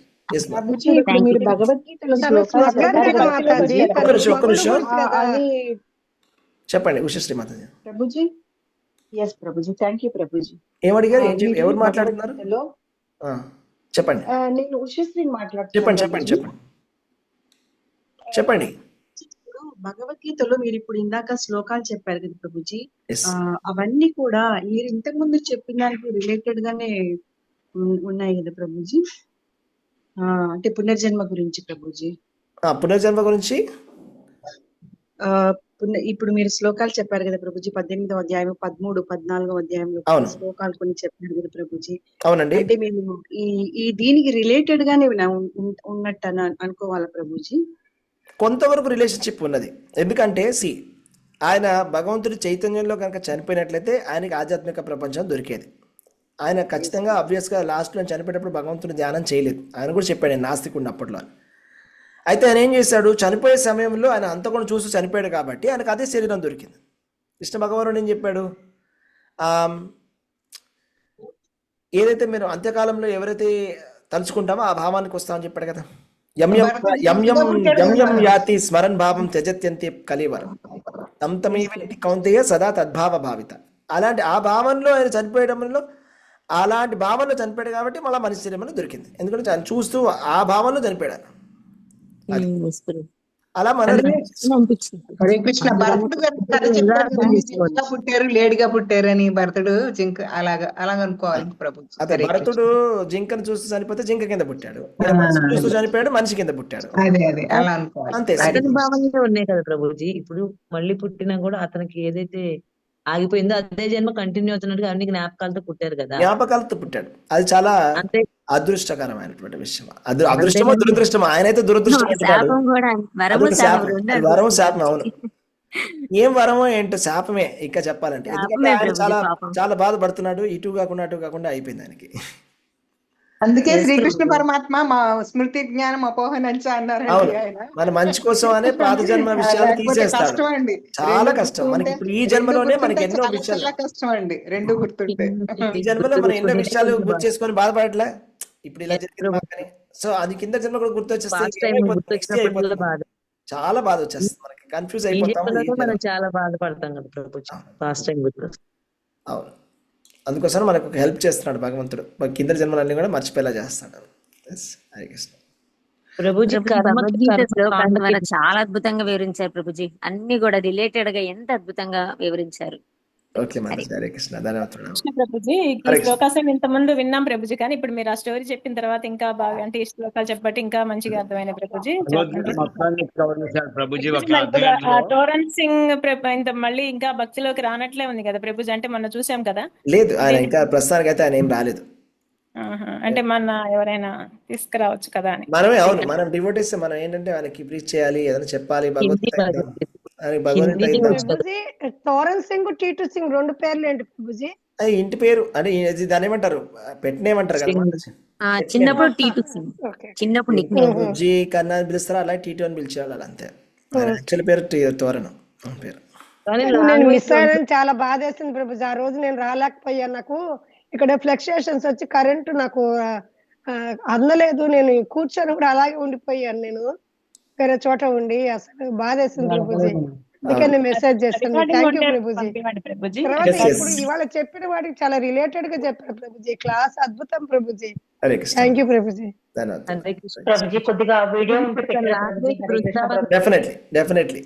అండ్ మనం ఏం చేద్దామంటే ఏదైనా టెంపుల్ కి పిలవడం కానీ, ఎక్కడైనా యాత్రకు కానీ పిలుద్దాం. భగవద్గీత నేను లేకపోతే ఒక ఆయనకి పార్సల్ చేసి పంపిస్తాననే ఏదో చేద్దాం. చాలా ఓపిక అందరికి మన అందరికి ఆన్సర్ చేశారు కాబట్టి ఆయనకైనా మనం గిఫ్ట్ ఇద్దాం. కృష్ణ ప్రభుజీ ఇది కూడా రికార్డు పెట్టండి ప్రభుజీ ప్లీజ్. అలాగే Mataji, sure definitely. Bhagavad Gita gift ఇవ్వండి ప్రభుజీ. హరే కృష్ణ. భగవద్గీత గిఫ్ట్ ఇచ్చి ఇందులో ఈ శ్లోకాలన్నీ మీరు పాయింట్ చేయండి ప్రభుజీ. బాగా అర్థమైతే మాకు చాలా బాగా అర్థమైన ప్రభుజీ. నిజంగా దీనికి భగవద్గీత ఇచ్చిన ప్రభు మీరు ఇప్పుడు క్లాస్ తీసుకుని మాకు చెప్పారు కదా, అలా ఆయనకి చెప్తే అర్థం అవుతుందండి ప్రభు. మీరు పుస్తకం ఇచ్చినా ఉపయోగం ఉండదు. బాగా చెప్పారు ప్రభు, ఇవాళ బాగా క్లాస్ బాగా చెప్పారు ప్రభు. Thank you. చేద్దాం డెఫినెట్ గా. ఆయన భక్తిలో రావాలని కోరుకుందాం. అలాంటి వాళ్ళు భక్తులు అయితే ఇంకా చాలా బాగుంది. రికార్డ్ పెట్టారా ప్రభుజీ? పెడతాను మాతాజీ. హరే కృష్ణ. ఓకే, చేసిన రికార్డు కూడా పెట్టండి ప్రభుజీ. ఆ రోజు కూడా పెడతాను డెఫినెట్. ఇంకేమైనా ప్రశ్న చూద్దామా?